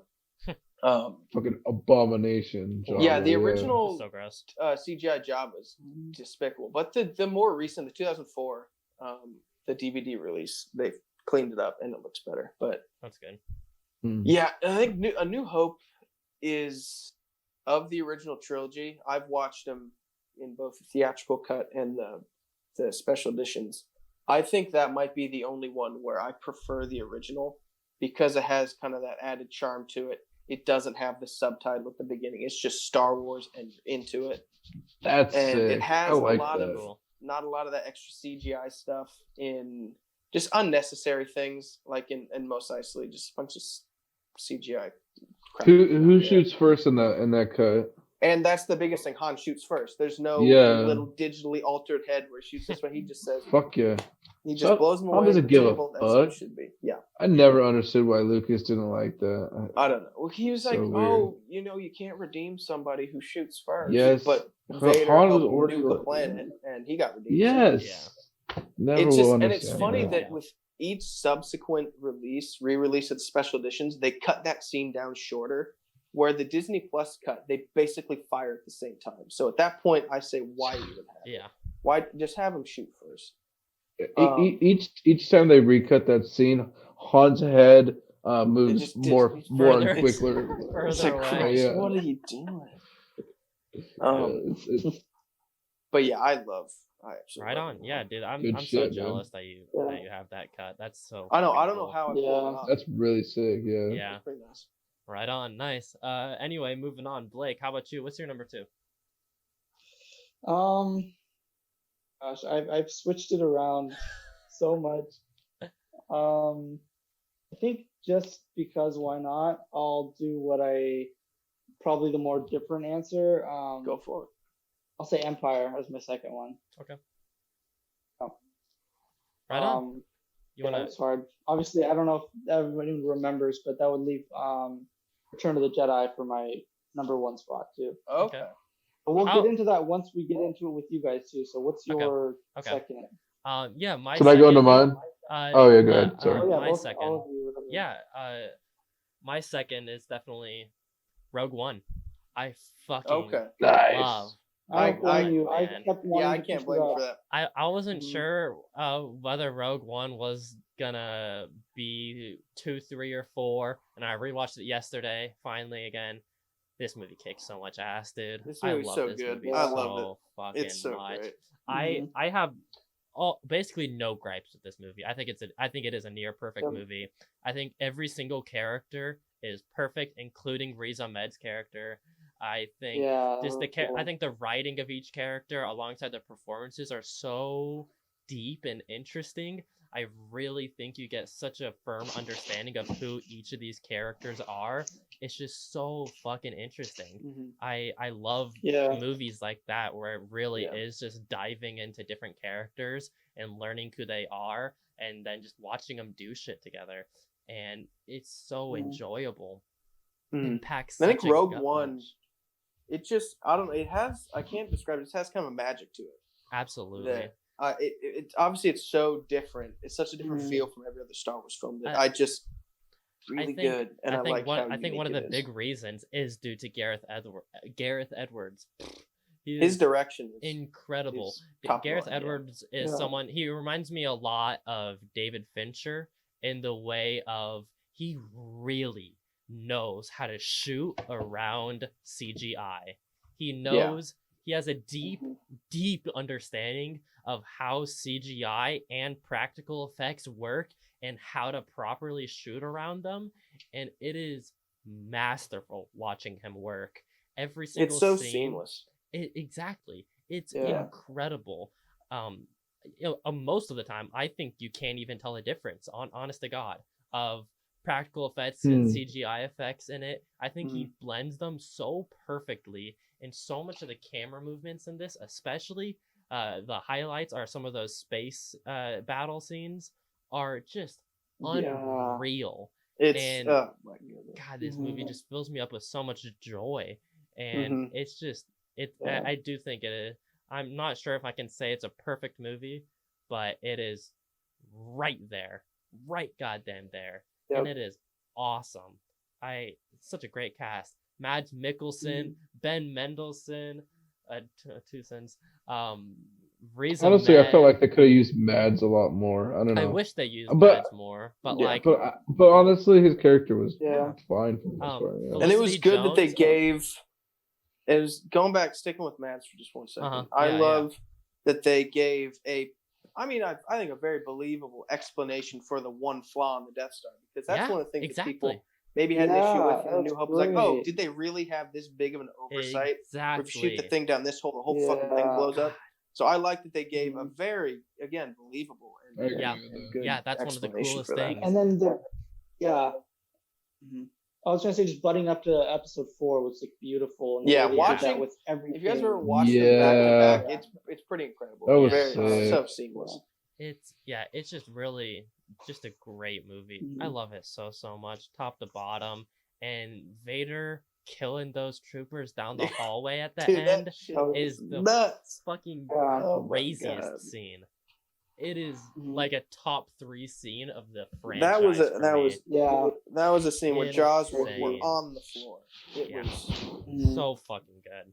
Yeah, that's my piece Love the about way- Rogue One. Love the way the Imperial Yeah. theme comes in during that scene at the very end. Oh yeah, when he's walking out. Then it goes Yeah, and bum, how it's dark and bum, then bum, this- bum, bum, bum, bum. That whole track when So he's sick. whooping some ass. Yeah. It sounded like, honestly, it sounded like something from Phantom Menace with like the Oh yeah, orchestra, with the choir with coming in. with the choir behind it. Yeah. Yeah. It was sick.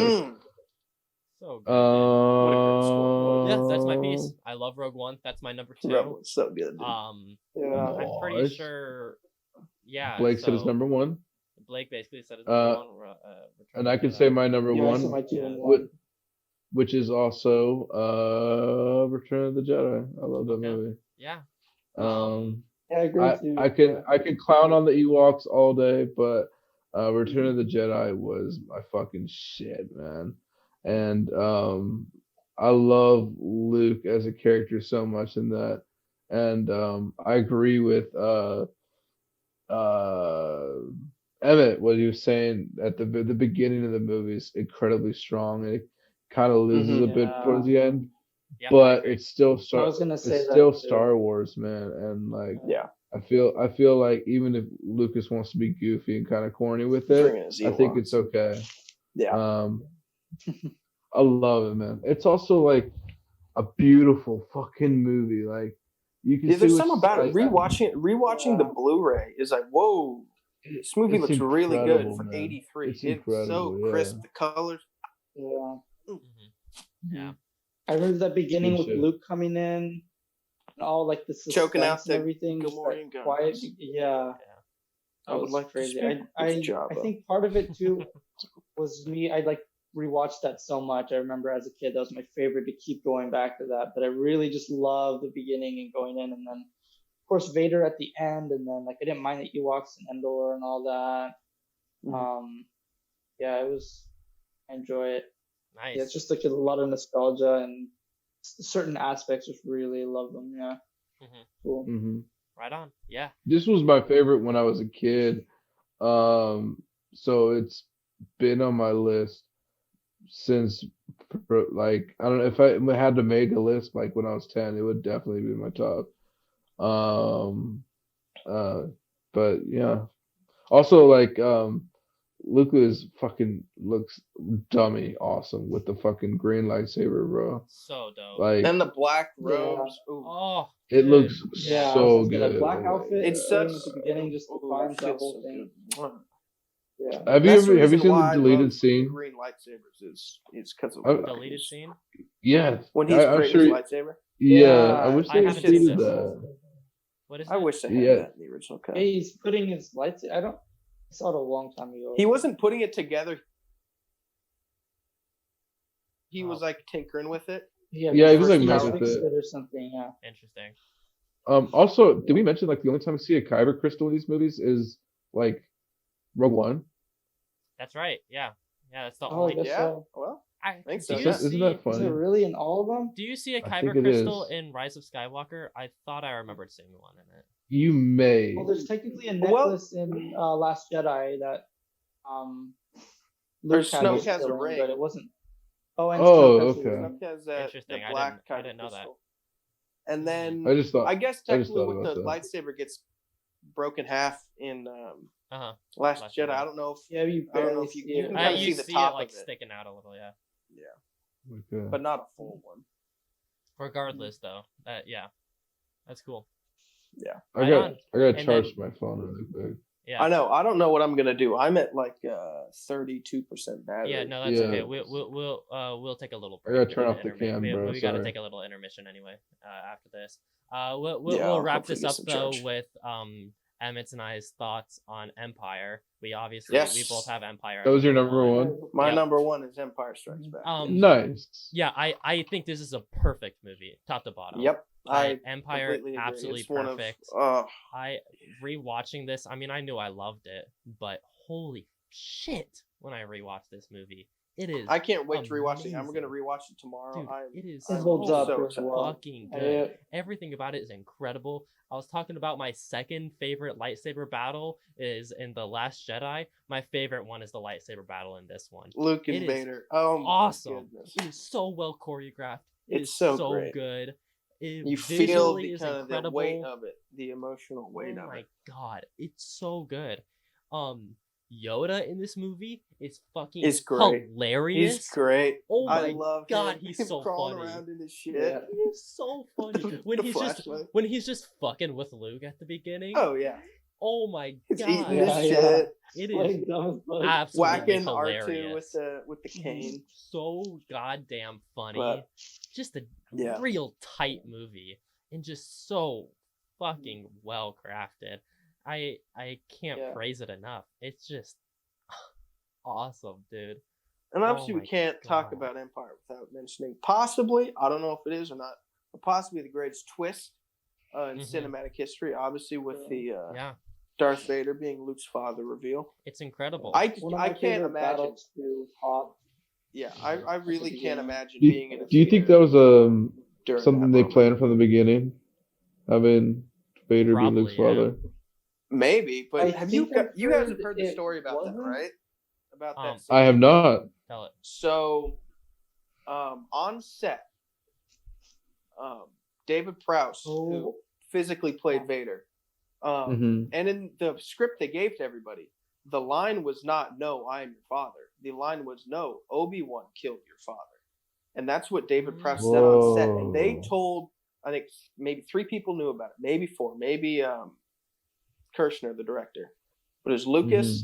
And then Yeah, right I've heard of it. before This they must shot, have been an Empire of Dream. Mhm. Yeah, they talked about it. Right before they Something, shot, yeah. Lucas told Mark Hamill what the real line is. So that's why he reacted just so, oh my God. You know, that's why his reaction was so insane. That scream. And Oh then- my god. Yeah. And then they told obviously James Earl Jones. And either both of them or one of them didn't believe it. Like, are you serious? This isn't true, right? This is like It some was sort James of Earl Jones you know, or something. it was James Earl Jones who said that? Yeah. So Yeah, I I just think so. I don't remember for is sure. one of the two. But yeah, I really can't imagine being That in must the have theater been- watching that.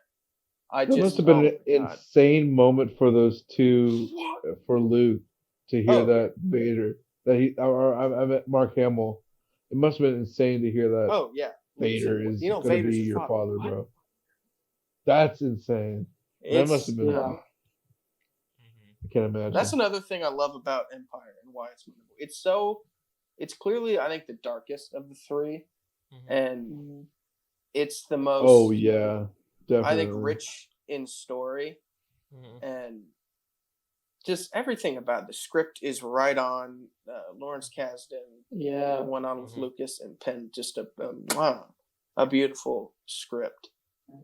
But yeah, I really can't find a bad thing to say about this film. Absolutely. Beginning to end, second one to the roll of the credits. It is just it's perfect. And again, it had just I think an excellent cliffhanger. I don't know if people were really expecting the movie to end right then and there. They were maybe thinking, oh shit, Han has been taken.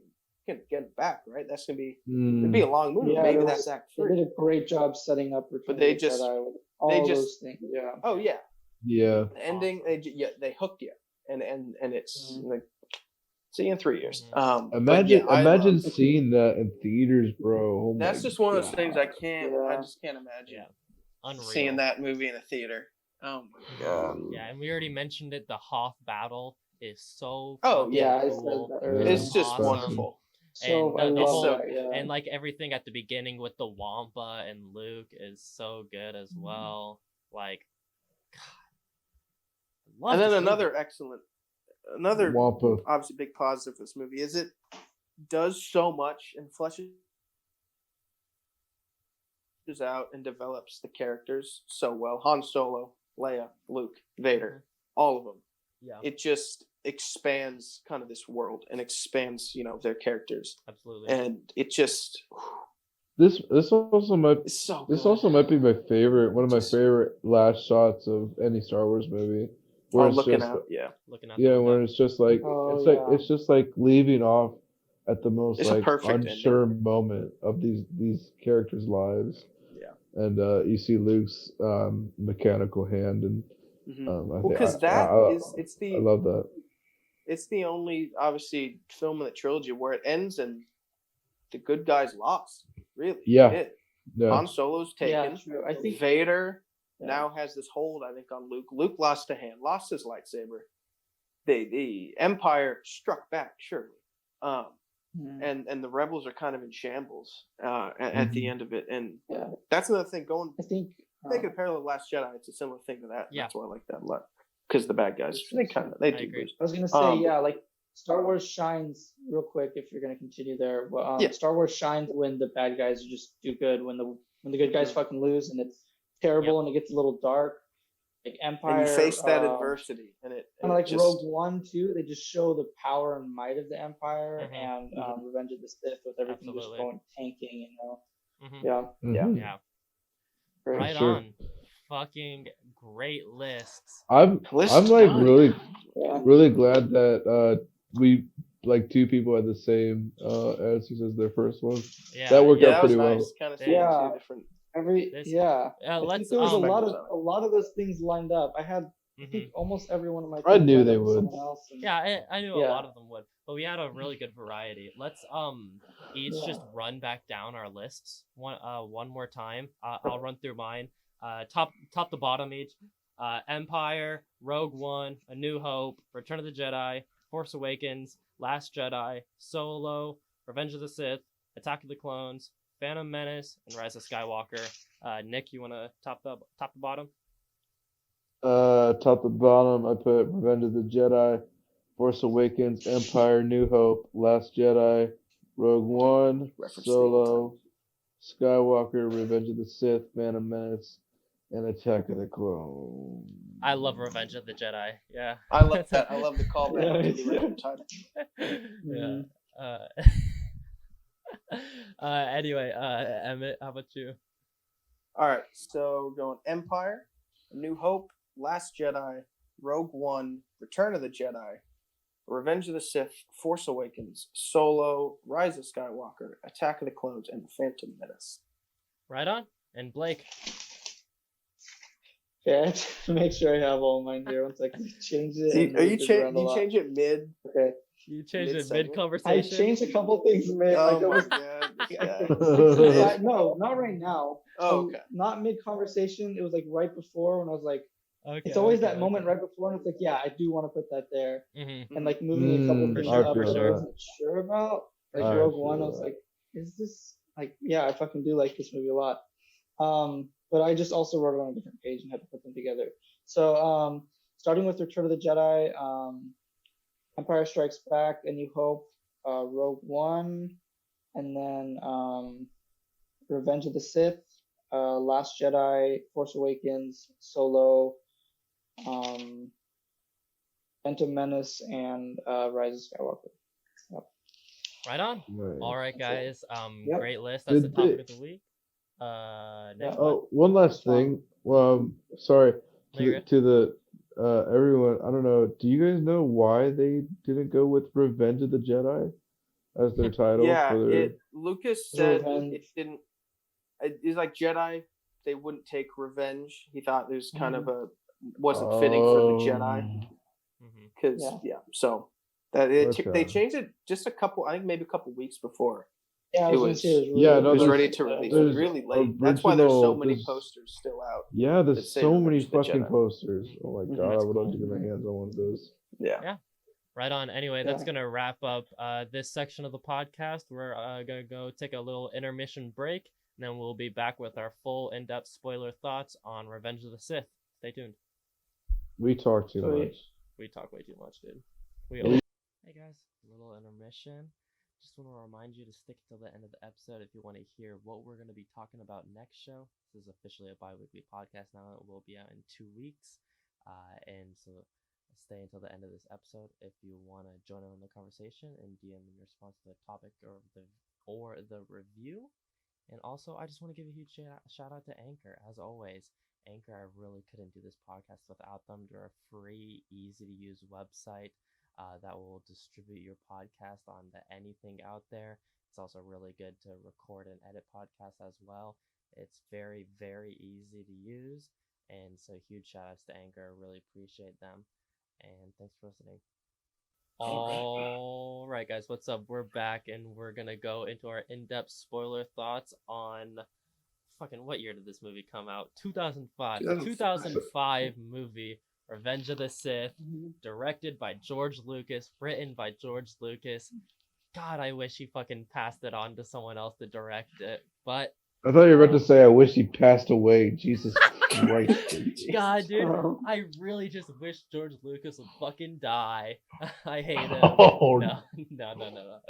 Oh, God. Anyway, plot synopsis for this movie. 3 years into the Clone Wars, the Jedi rescue Palpatine from Count Dooku. As Obi-Wan pursues a new threat, Anakin acts as a double agent between the Jedi Council and Palpatine and is lured into a sinister plan to rule the galaxy.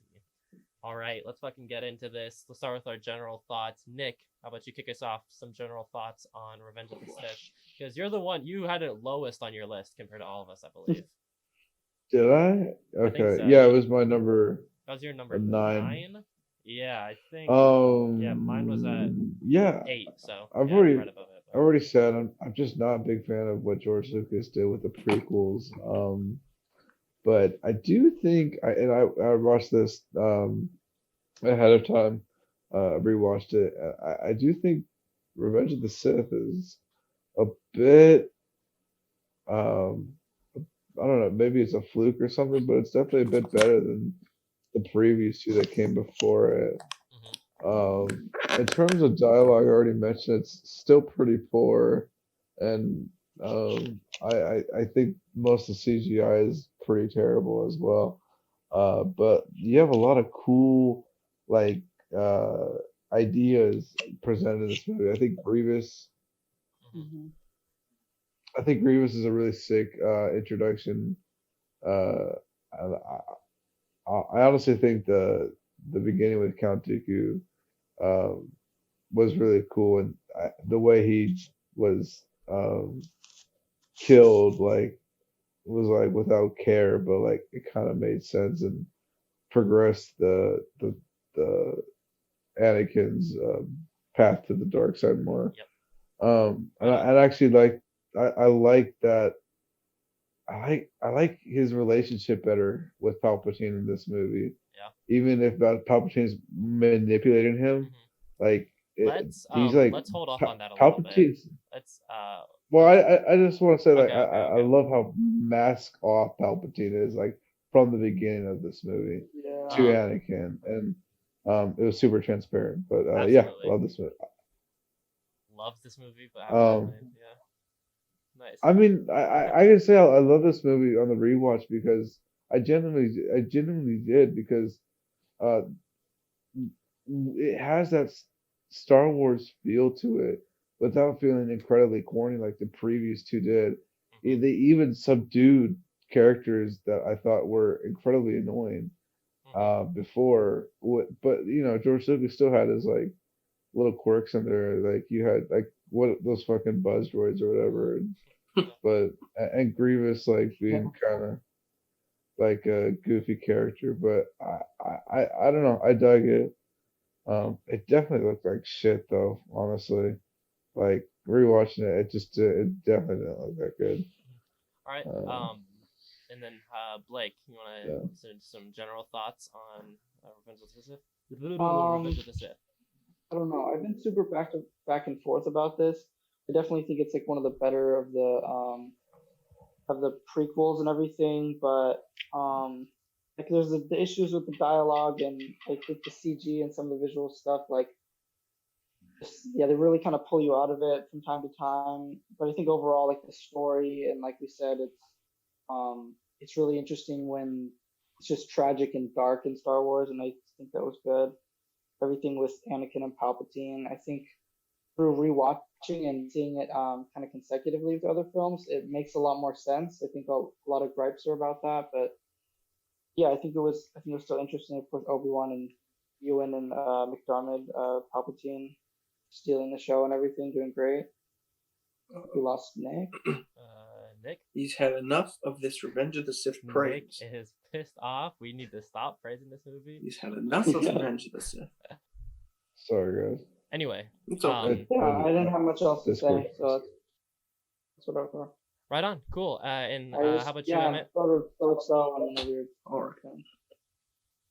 Okay, I think Revenge Emmett of the had Sith. this. Sorry, you had this highest on your list compared to all of us, I believe, right? Did I? I don't think so. Actually, I had it higher, but I kind of want it lower now. Oh, okay, I see. I got it like 5, and I was like, You put it at 5. I don't know. I put it like 5, but I'm like, now I want it honestly. I don't know, way lower. But it was kind of in the middle stuff where I don't care as much for those middle ones. They're not bad. They're not great. For sure. Yeah. I don't know. All right. Anyway, yeah. Sorry, Emmett. Okay, so Revenge of the Sith. I really do enjoy this movie, especially watching it more recently, and that's because of, you have to give just a shitload of credit to the Clone Wars series, and obviously, this movie should be able to stand on its own and be good without other outside shows or movies or whatever giving it more context. But watching it now, I try my best to keep it, disconnected from Clone Wars and everything. But I can't help it because I've watched so much Clone Wars. Yeah. Before my most recent rewatch, where, a lot of the big gripes about the biggest one I wrote about it is about Anakin's turn to the dark side being like the most sudden shit ever. Where he goes within the span of 20 minutes, popping his lightsaber out and about to arrest, telling Mace Windu Sidious or Palpatine's a Sith Lord. And then, like maybe 20 minutes later, he's killing kids. It seemed a bit abrupt. And even with the Clone Wars, that seems, again, a bit abrupt. And more like Lucas said, all right, we got to have him turn. But with Revenge of the Sith, I really do enjoy it. The visuals, unlike Attack of the Clones, the visuals were never so bad where it took me out of it.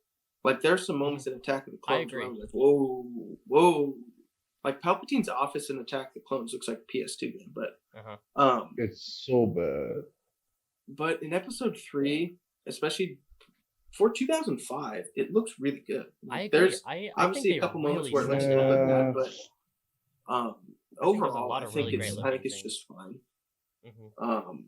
The thing with Revenge of the Sith, I think this is really Palpatine's movie. And in order for it to work as Palpatine's movie, Ian McDermott would have to give a good performance, and he absolutely fucking kills it. He is dynamite.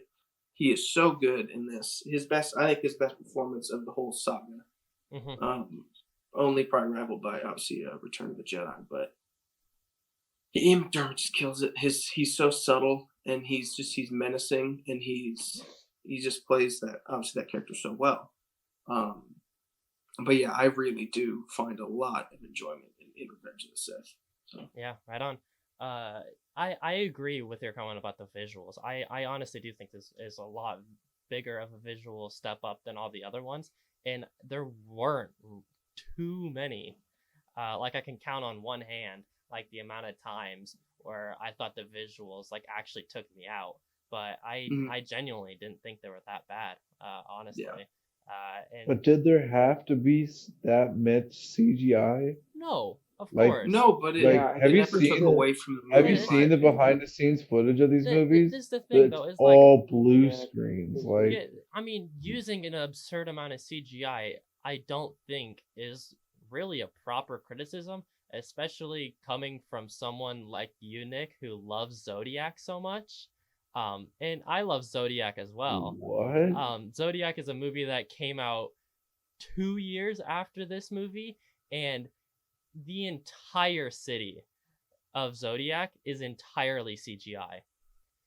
Zodiac has some of the most CGI in like genuinely almost any movie you've ever seen. Honestly, And there is there it is bad? no, it's not bad, and it's Well, done then perfectly in that what's your movie. But point? I'm saying the criticism of using a lot of CGI, I don't No, think you could use a lot of using a lot is bad. CGI. I think you You can can use a comment. lot of CGI, like like the the new way you Star do Wars it. movies. It's just Yeah, like it's terrible. It's not good. Like But it it was yeah. looks also rushed. 2005. That's I the don't thing. know how much Commenting flack I give them for Exactly. that. you can Exactly. totally Well, say the that point is, they doesn't look the great. point is though, if you're gonna do something like this, like you want your movie to look good. Why are you gonna use cheap CGI when you can do practical effects? Or practical sets at least. Like I just will never understand why Lucas thought he was like revolutionary with Yeah, using I think I agree. primarily blue screens. He was just I, really into that. That's just a. I I mean, like if you really think about it, Star Wars in the first place was pushing it, right? Like it was pushing like what could be put on screen with all the miniatures and whatever else, practical effects. Hmm. He's always kind of pushed towards 100%, yeah. mhm. the future of stuff, and then that just kind of bit him like with the CGI stuff because And he kept wanting to use more and more. Like, oh, this is the future of film, and I think this was he just didn't after realize that you don't want to criticisms. lean on it so much. I don't know. No, Yeah, yeah, yeah. and This is people around 2002 were already complaining about how dated and how like weird like some of the CGI looks. Like characters are like jerky and like motions are just not like normal at all. Like mhm. people were noticing this, and Lucas said, "Fuck it, I'm gonna keep doing it." And I No, don't know, like I don't this know. is the point I I, mean is I you can comment on how it does look bad a lot of the time, and that's completely fair and totally true. But I don't think it's fair to criticize it for using an absurd amount of CGI when even during those times, those eras, like I'm saying, Zodiac is really the biggest example. 2 years is, yes, I know a bit of a difference, but it was released 2 years later. You know, it was still had the time they had to make the CGI and stuff like that. And it really just depends on how you shoot it and how you utilize it, you know?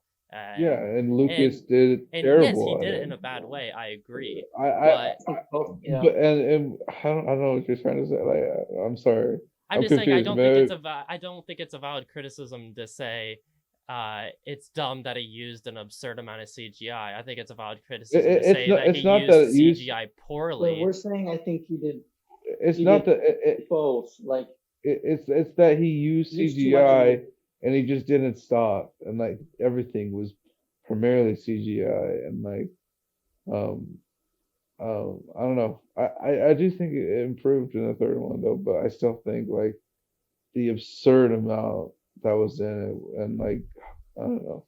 Hmm. And Like I'll like say, the aliens, I like aliens it could have been like mhm. practical like they did in Absolutely, in the absolutely. sequels. And It I'll just looks say, so bad. yes, I am playing a little bit of, I am definitely playing a devil's Because advocate right here. But for sure, because I just another mean it in another that point way you of could put like, out is didn't I Pan's think Labyrinth come out this year? it's just like, I think Pan's Labyrinth might have came out earlier. I think Pan's Labyrinth was like 2004, 2003, maybe. Yeah, you're probably right, but like that's a But great example of like Pan's Labyrinth damn good. 2006. oh, interesting. Okay. Oh, okay. Well, Um, never mind but then. I mean, regardless, though, Yeah, the big point I was trying to get across is really just like, I think it's the criticism when you're criticizing the CGI in these movies should lean more towards George Lucas's end and how he utilized it, but not necessarily in the amount, I guess.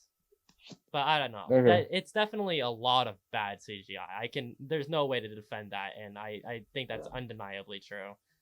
It's just my biggest thing was it was almost shocking watching behind the scenes footage Mhm. of these people of Hayden Christensen and Ewan McGregor slashing at invisible objects on a full screen.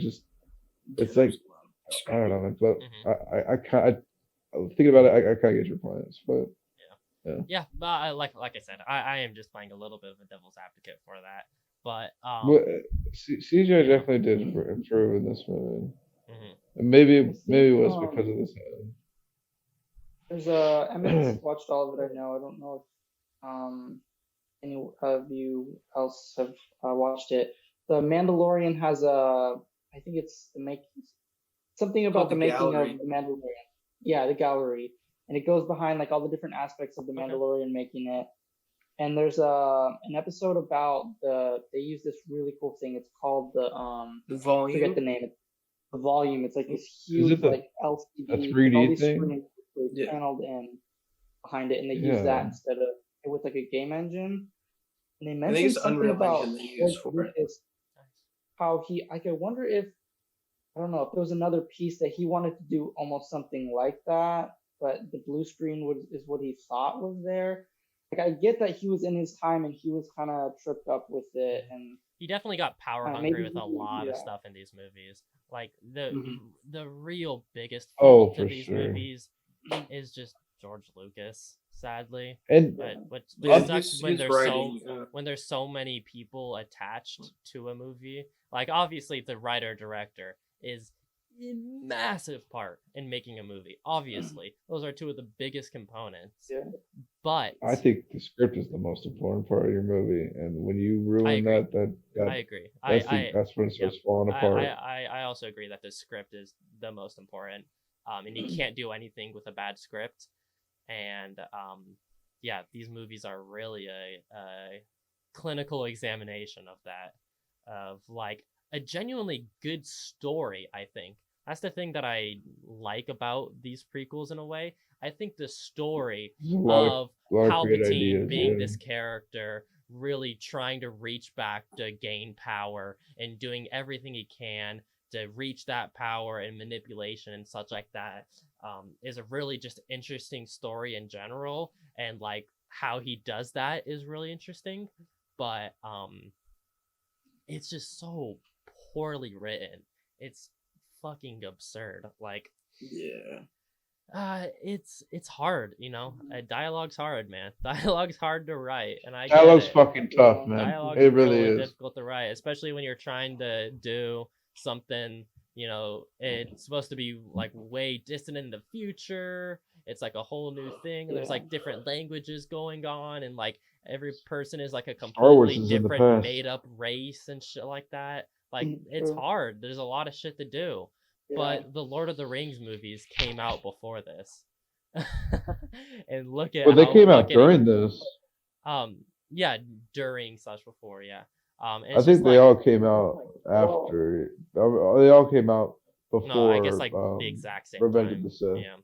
But Yeah. it's just like one of those examples of like, you know, it being done at such a high, perfect level of like Oh my really God, yeah. great writing and really paying Such a attention stark to the difference. detail of like they didn't just write like an incredible script. They also really went in depth in designing everything, all of the characters, all the world, really Yeah, building there's a it in lot. such a very detail oriented way, so that when you get to the script writing process, it's seamless when you're doing all these things of including these different characters and these different races and all this like crazy new information. When you have such a strong foundation, you know, it's almost seamless in a way. And that foundation just isn't here And because George Lucas wrote it. yeah, Which I think another thing is like this Yeah, Emmett commented about like the kind of Shakespearean nature of it, sort of. It's like the space opera, right? But it's like he didn't lean into it. It seems like sort of there's I don't know, it's kind of like off, you know. It's like he could have gone further or maybe pulled it back, kind of line things up for it to just kind of make more sense together with the rest of the world and the characters and the story, sort of. Definitely. And then another thing is, I think I heard it kind of described as this movie being sort of like controlled. It's almost I think it's the execution in a lot of ways too. Could have maybe helped it. It's like we said, the story is great, the plot and everything, but then like dialogue and certain aspects just didn't click together. That's the So thing. I see about so much in the prequels. It's like there's really like you can talk about them in certain aspects, and it's like they're amazing. They do really well at what they like wanted to achieve, but then there's certain The aspects that foundation just was didn't there. click. Mhm. Yeah. There's Yeah. just certain It really aspects. I just yeah. couldn't stick the landing. Yeah. It's just the whole thing, like Nick was saying. It just boils down to the script. You can't do anything with a bad script, and this is Yeah. like the most extreme example because everything else, not everything else, the plot and story is such a rich, interesting thing, and these characters are such deep, interesting characters. And it just feels even more extreme when the writing and dialogue is just so horrendous, which just sucks, Yeah. you hate to see it. But Yeah. regardless, like I'm saying, like this is a fun movie. This is an Yeah, I enjoyable find a lot of movie. enjoyment. Like I really enjoy watching this movie. The opening sequence is incredible. Uh, getting onto the ship, the introduction to Grievous. I love him. He's one of my favorite characters in the universe. I think he's just so fucking cool, and it's really just something. I think, and there's a lot of good in this movie. There's a lot of good. Was he in this better in movie. the Clone Wars, Emmett? Yeah. Huh? Was he better in the Clone Wars? Grievous? Grievous? Oh yeah, he was incredible. He was great in Clone Wars. That's one of the big things about Clone Wars is it dedicates so much more time to fleshing out the two main villains, really, Grievous and Count Dooku. Yeah. Yeah. Clone Wars. I can't recommend it enough. First few seasons, the first season or so is a bit tough, but after that, it's pretty incredible. So. I will say, something that's a big criticism, and I also have this big criticism as well for the movie, but I don't think it's as big of an issue to me, is the abruptness of the change in Anakin to killing the children, in like a 20-minute span, basically.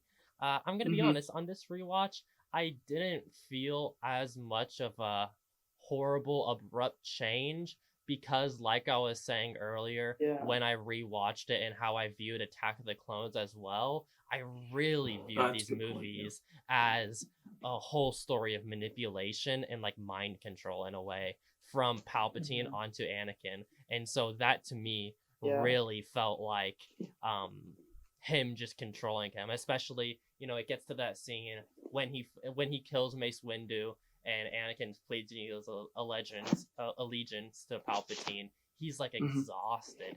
He's fucking like tired. Like he is just like wiped out basically, and it's like, and he's just wiped out from everything that's been going on and stuff like that, and like being controlled and such. And that's finally feels like the moment to me of like, all right, yeah, Palpatine has full control of this guy. Like he's literally just like puppeteering him. And that's how it felt to me. And so that's why I don't think it felt as abrupt because of that, personally. He's toying with him essentially, like he's with Padme's death and his ability to save her. Yeah, that's the whole thing. When in the long run, the Emperor, Palpatine just doesn't give a fuck. He just wants Darth Vader. He just wants to. He just wants to be in power, and he realizes he doesn't even care about Anakin. Exactly. He cares like, little. He can't be in power himself. I think he needs to have strong people by his side that he can control, so it doesn't fully seem like he's just like the number one baddie in a way. And so he does it by Sounds controlling Yeah. these people. This whole sounds like series an is actual. him. It's an actual abusive relationship. Like, Absolutely. The whole series really Yeah. is him just puppeteering away so that he can get control. And then, like I said, the original trilogy is about him trying to do that to Luke. And Yeah. then, Mhm. and I So think that's done predatory. in a really cool way in the prequels. And that is the biggest thing that I really enjoyed about it on these rewatches, and why I liked Attack of the Clones a lot more, and why I do like this Mhm. movie even more, is because of that aspect felt so prominent to me. I thought it was really interesting, and that was something I really hadn't seen previously, is that Mhm. real Yeah. mind feel like, control, manipulativeness of it. I feel like I saw it more on Anakin's side, I think, than you did. You kind of, I just, when you bring it up, I guess you talk about it from Palpatine, Anakin, but I feel like the aspect, I guess, just that I noticed a lot between Attack of the Clones to Revenge of the Sith was Anakin just being unstable and like all the shit going on in his life, especially, and then mixed in with Palpatine just like talking in his ear all the time, and then especially the beginning of Revenge of the Sith, and I mean throughout the whole movie. I mean, Palpatine's weird relationship thing and all his issues and his fear. It's like he's playing him like a violin. Like he knows Absolutely. exactly what's going on. It's working perfectly. Yeah, I Mhm. think it really then goes into the palm of his hand with all of Anakin's issues just fitting perfectly for his plan and everything. Mhm. Yeah. And yeah, I think that I don't think it was very abrupt too, especially with Attack of the Clones. Like I you agree. see Anakin going Yeah. over this village of like Tusken Raiders and all that. Like it seemed with the consecutive watching this time, like I think it worked well. I think it was Yeah. fine. I, I 100% agree. Jacob, you put it best. It was like a flip switch, and now he's Mhm. Darth Vader, and that, yeah, then it that's makes, the- and honestly, it makes sense. Yeah, I didn't really find that too like I don't know, worrying about Mhm. how fast he grew. Absolutely. And I think that brings up another thing into Attack of the Clones, is in another reason why I liked Hayden Christensen's performance in that, is it really did Mhm. feel to me that he was pretty fucked up from the beginning. Even I like the beginning of that movie, Yeah. when it seems like he's potentially that nice little kid and little Annie still. But I didn't feel that from like the moment he like first is on screen in Attack of the Clones. I was like, this is a little weird. I don't know. He just had this like He's making his twinkle in his, weird fucking creepy lines to yeah, Padme. he had a weird little Yeah, like he's twinkle a in his very eyes. weird The Whoa. dude. way he looked and talked to Sipping super Padme hard. felt really uncomfortable, and that did feel Come along a little intentional to heavy. me. Yeah, exactly. And Yeah, George Lucas writing romantic Oh man. Does lines not I don't want to is think about him being involved less in to that be even. desired. Oh, Less yeah. to be desired. absolutely, Yeah, we're Sorry, gonna do let's just this. say that. yeah, it's just crazy, dude. You know what? I do actually like that moment in Attack of the Clones where she's like, "I love you." I'm like, I do not believe this at all, but she's like, "I love you, Annie, I love you," and then they go out into like the arena, and then it's like the nastiest looking shot of the whole movie. But yeah, for a little bit there, I was like, "Oh, that's sweet," and then yeah, but yeah, yeah, for yeah. sure. Sorry.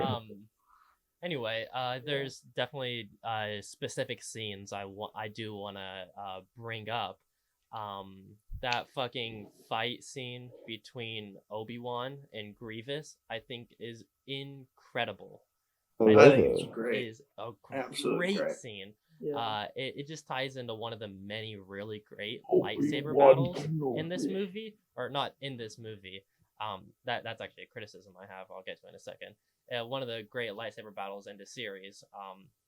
And including like the one Count Dooku one and Attack of the Clones as well, and even the one at the beginning of this one I thought was really well done and interesting. But I think there are also quite a few, not quite a few, maybe just a few lightsaber battles that really irked me on this rewatch. The one of Palpatine and Mace Windu.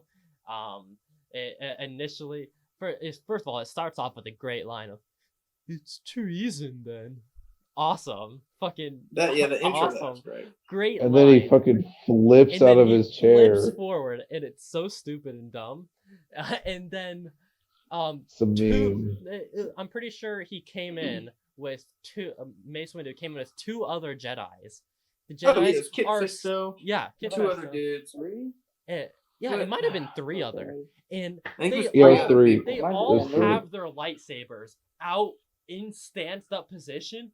Palpatine literally walks up and does one swing at every single one of them asshole and kills he kills each of is them. like looking this way. Yeah. He's It's like, what? Oh shit.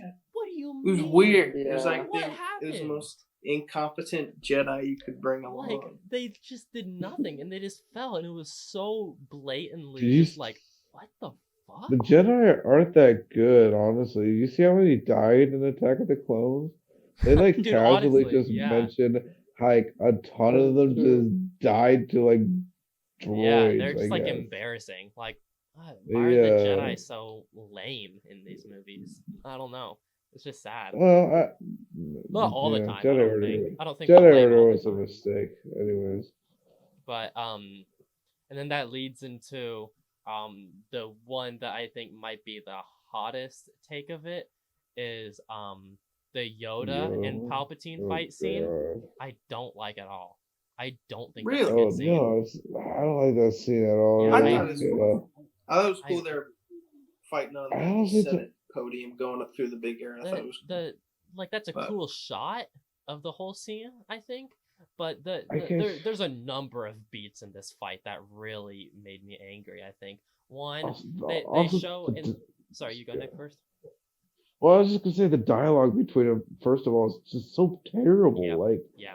Yoda's doing this garbage backwards speaking that they revamped for some reason, Mm-hmm. and then Palpatine's like, and I'm like, I just don't really care, honestly. It kicks off. I don't like seeing Yoda fight that much.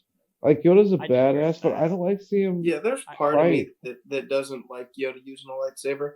Yeah. It seems like he's kind of above that. He's just Yeah, awesome. I think it's like the Yoda fight scene in He's Attack such of a the Clones force against user, Count yeah. Dooku is a really good fight scene, I think. Well, Because and of the way but that they Dooku's utilize the like, Force forget in about that the scene. Force. Yeah, Like, it's let's like a fucking duel, bitch. yeah, it's like a duel of just Force wit, basically. And then they're like, all right, this isn't working. We're both like equally strong at this. Let's fucking duel. And it's cool. And like it opens with him catching the lightning and shit. I'm like, that's fucking sick. And then the opening of this fight, Palpatine is there, very clearly about a lightning strike Yoda, and Yoda just takes it. And I'm like, Yeah, what? he just falls on the ground. Why did he take But I mean, that? I guess the emotional. What I would say is like I was thinking about that. Like, what did Yoda just go through? He's supposed to be like the oldest, wisest master of all these Jedi, right? And he's just seen them all getting slaughtered and everything. Like, and he can't give in to anger and all that, being the Jedi type of thing. So I get that maybe he would be He's pretty like fucked up going Jesus. into this fight. And he should be prepared too, Like, knowing that he's yeah, going he up literally against the just whole. takes it, like, and it makes Emperor. no sense. Like, he can either block it with his lightsaber Yeah. or catch it. We've seen both of those Yeah. happen before that are very plausible things. Why didn't he do Yeah. either of them? Like, that Mhm. kicks off is just annoying me. And then something that's really important about fight scenes is they can't just be them fighting. Like, it's the same with weird comparison, I guess, with sex scenes in a movie. Is it can't just be like egregious sex for sex. It can't be just egregious fighting for fighting. I feel like it does have to show something in a dick. way. It has to, yeah, they have to Show show their dick. dick during the fight scene. No. It needs to be specific to them, and that is tied to the choreography primarily. But the choreography and how it is has to be really specific to them. And a lot of the time during this fight scene, it's just Yoda jumping over top of him and Palpatine just kind of like spinning around, blocking it while Yoda's jumping. I'm like, all right, this is lame and stupid. Like, they're doing nothing with this. There's no creative like integrity in it at all, basically. And then, okay, they kind of get away, and then he starts throwing the thingies at him, and I don't know why Yoda The decides to thingies. catch one, but I'm like, okay, he catches it, cool, whatever. Maybe he couldn't dodge it, I guess. I'll give it a little bit of credit there.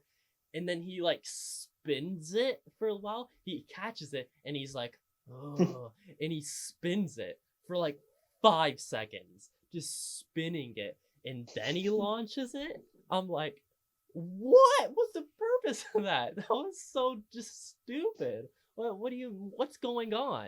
And it's not like it Yeah. curved or anything. Like, it's just doing more dumb shit that just makes no sense. And like that whole room is cool. I think they just could have done so much more with it. Like, it's just such a poorly That room is choreographed cool. fight scene. Yeah. Like, I really Mhm. don't like it, especially when like right beforehand we saw the Grievous Obi-Wan fight scene, which is awesome, dude. When fucking Grievous is spinning the lightsabers in front of him, that is like the coolest fucking thing. Yeah. Like, it's just sad. I think I hate seeing that when there's so many other great fight scenes, and then you have the one on Mustafar, which is also a great one. I think it's just really well choreographed. There's some really great lines in that. I think some of the only good writing in that movie is they're given back to and Obi-Wan, forth thank before the God. fight is just, And yeah, they have some great back and forth dialogue that is really emotional, I think, and works really well. And it just makes me The even piece more of- sad when right beforehand you see that horrible fight scene with Yoda and It makes Palpatine, you I think. super emotional. Yeah, When absolutely. Obi-Wan says you were like a brother to me, Anakin. oh Yeah. yeah, after he cuts his Yeah. legs off, and Mhm. they I- have that. I- It's just it's so powerful. Mhm. And you were I the do want to chosen mention, one. yeah, that I do. I also want to mention. I think it's interesting how Anakin and Obi-Wan look at each other. Not really sure how Anakin looked at Obi-Wan during during Revenge of the Sith, but in Attack of the Clones, he mentioned how Obi-Wan was like a father to him, Mhm. and then in Revenge of the Sith, Yeah. Obi-Wan mentioned how Anakin was like a brother to him, and this is kind of revealing how they saw each other. Maybe that played a little bit of part into the like flaws in their Yeah. relationship. I don't know. I Absolutely. thought that was an interesting Yeah. thing. That's definitely one of the best parts of the prequels That's is true. I that think core so. relationship between those two and how it works. Mhm. It is so Yeah. good. I need to fucking watch Yeah. Clone Wars, dude. I need to watch the series. Yeah, me Yeah. too, I man. really need It's to. so good. Mhm. Yeah, man. Yeah, it really does just provide context in such a really good way. Like, it's just kind of, it's beyond that. It just really like concretes everything in the world and everything around it. It's like, it's really crazy what it does, and it's super interesting and fun to watch. And it introduces one of my favorite characters in all Star Wars, Mhm. Ahsoka Tano. Excellent. Yeah. Bit- She's a bit Love her. annoying at the beginning of the show, but I Yeah. think that was intentional. Mhm. But by the end, she is She's something great. else. And then Isn't she like a literal child though? Like I think she's like 14 or Yeah. something in the Yeah. movie yeah, when she first yeah. comes in. She reminds me. But yeah, honestly, she's very of, immature. She's very doesn't respect authority, very Mhm. arrogant. But then she goes through trials and tribulations and stuff. She And, reminds and me a lot of Anakin in Attack of the Clones, I think. yeah, Is it's that a very similar kind of Yeah. dynamic. Yeah. What do you guys think of what would you have liked if Hayden Christensen played Anakin in the first movie as a young Anakin, I mean, and instead that? CGI the face onto a kid. Well, no, like because great. well, how old is Hayden Christensen?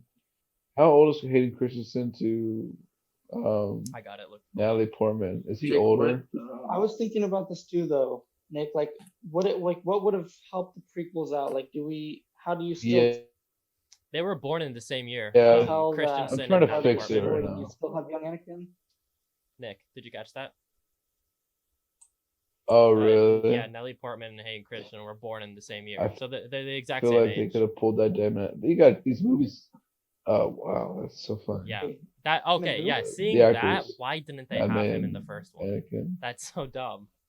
That really makes no sense because Natalie Portman is in the Just first wasn't I don't very know. good. Cause I prefer Hayden Christensen obviously, but like if the jump between the two, It feels weird, I think, different. Hmm. Just feels because I different. think they But they don't it's look also similar. I don't think at all. it's also a 10-year gap, which is insane. Um, from one movie to another. So that always Yeah, but felt jarring. I agree too, but I think I still don't know what a better version of that would have been. Like, what do you show? How do Yeah, you tell the no. story differently? For sure. It's just Yeah, kind I of a agree. mess like everything else in this trilogy, sadly. But Mm, a few more things I kind of wanted to point out before we kind of start wrapping up and such. One thing in the between Obi-Wan, he loses his lightsaber during the fight with Grievous, and so he loses the lightsaber, and there's a shot of the lightsaber falling down and Cody, the stormtrooper, picking it up. Cool. And then like 2 scenes later, when he meets back up with Cody, he gives him back his lightsaber. I was like, Hmm. why? Why did he just give him back his lightsaber? Like, he knows he's gonna kill him soon. It's not like Well, they're I don't think he does. I don't think he I does. don't 'Cause think he that's the other does. thing with Clone Wars too. is Okay. it's a chip that's implanted inside the clones where Order 66 is declared, and that's Okay. when they snap. And They kind of like retcon boom. that. Okay. Boom. That that because that was That does I think solve that it. was like what seconds before Order That's what 66 Clone Wars was does. declared. yeah. Like, It was like right before. Wait, they so like? that's why it felt Did so you say weird they to like me. retcon their brains? no, they retcon the way Order 66 worked. It used to be that the clones were just Oh, loyal, like following orders, I think. oh, you're talking Yeah, about in the but what they Clone really did Wars. for that specific. Oh, They put inhibitor Yeah. chips in their Yeah, brains. see, that makes I a lot don't more know if I like. that makes sense, but I don't like know if in I the like that, context of honestly. just this movie, to me it seemed like they knew that they were what Order 66 was. I don't know. At least to me, it seemed like they Yeah, it knew still is what the small. order I was think what beforehand. was So I was like, implied what was would that have they were loyal to higher authority and that they would do whatever that authority said, that's fair. which is But kind of like, dumb. yeah, But I in don't in know. that scene, like to me, it felt like well, it would have been possibly like a cooler way to do it. Is it has that shot of Cody picking up the lightsaber, and then it has Obi-Wan coming back and talking to him, and then Obi-Wan like questioning where it is, and Cody's like, I don't know. Like I think that could have been like, ooh, what the fuck? Like, Okay, yeah, I think but that's not the way Jacob, they you would got to phrase it, though. remember. The clone wouldn't. what we're gonna Well, say, George Blake? Lucas isn't It's like smart enough to pointing out. write that, Jacob. That's fair. Yeah, partially that. But I think that it's supposed to just show the abruptness of that order and the fact that Mhm. they either were heartless or now we know it was just kind of a chip thing.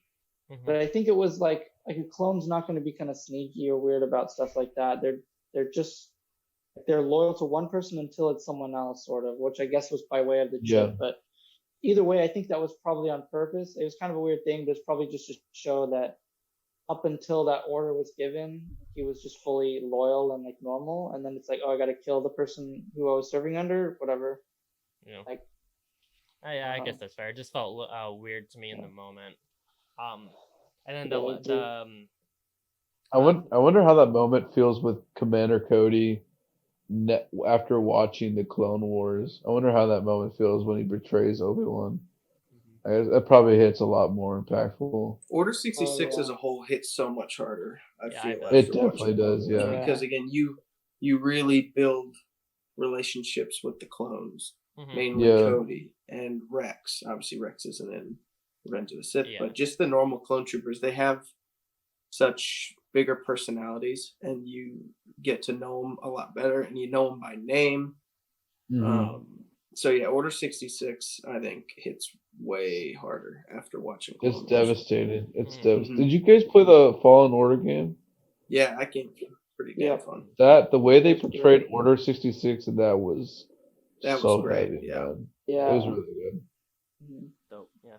I'm sorry, you were saying, Jacob. We Um, went off a no, yeah. crazy tangent. It's good. I just had two other just like small nitpicky stuff that could probably be solved just like that one real quick. But I just made it when I was watching because I was like, what the fuck?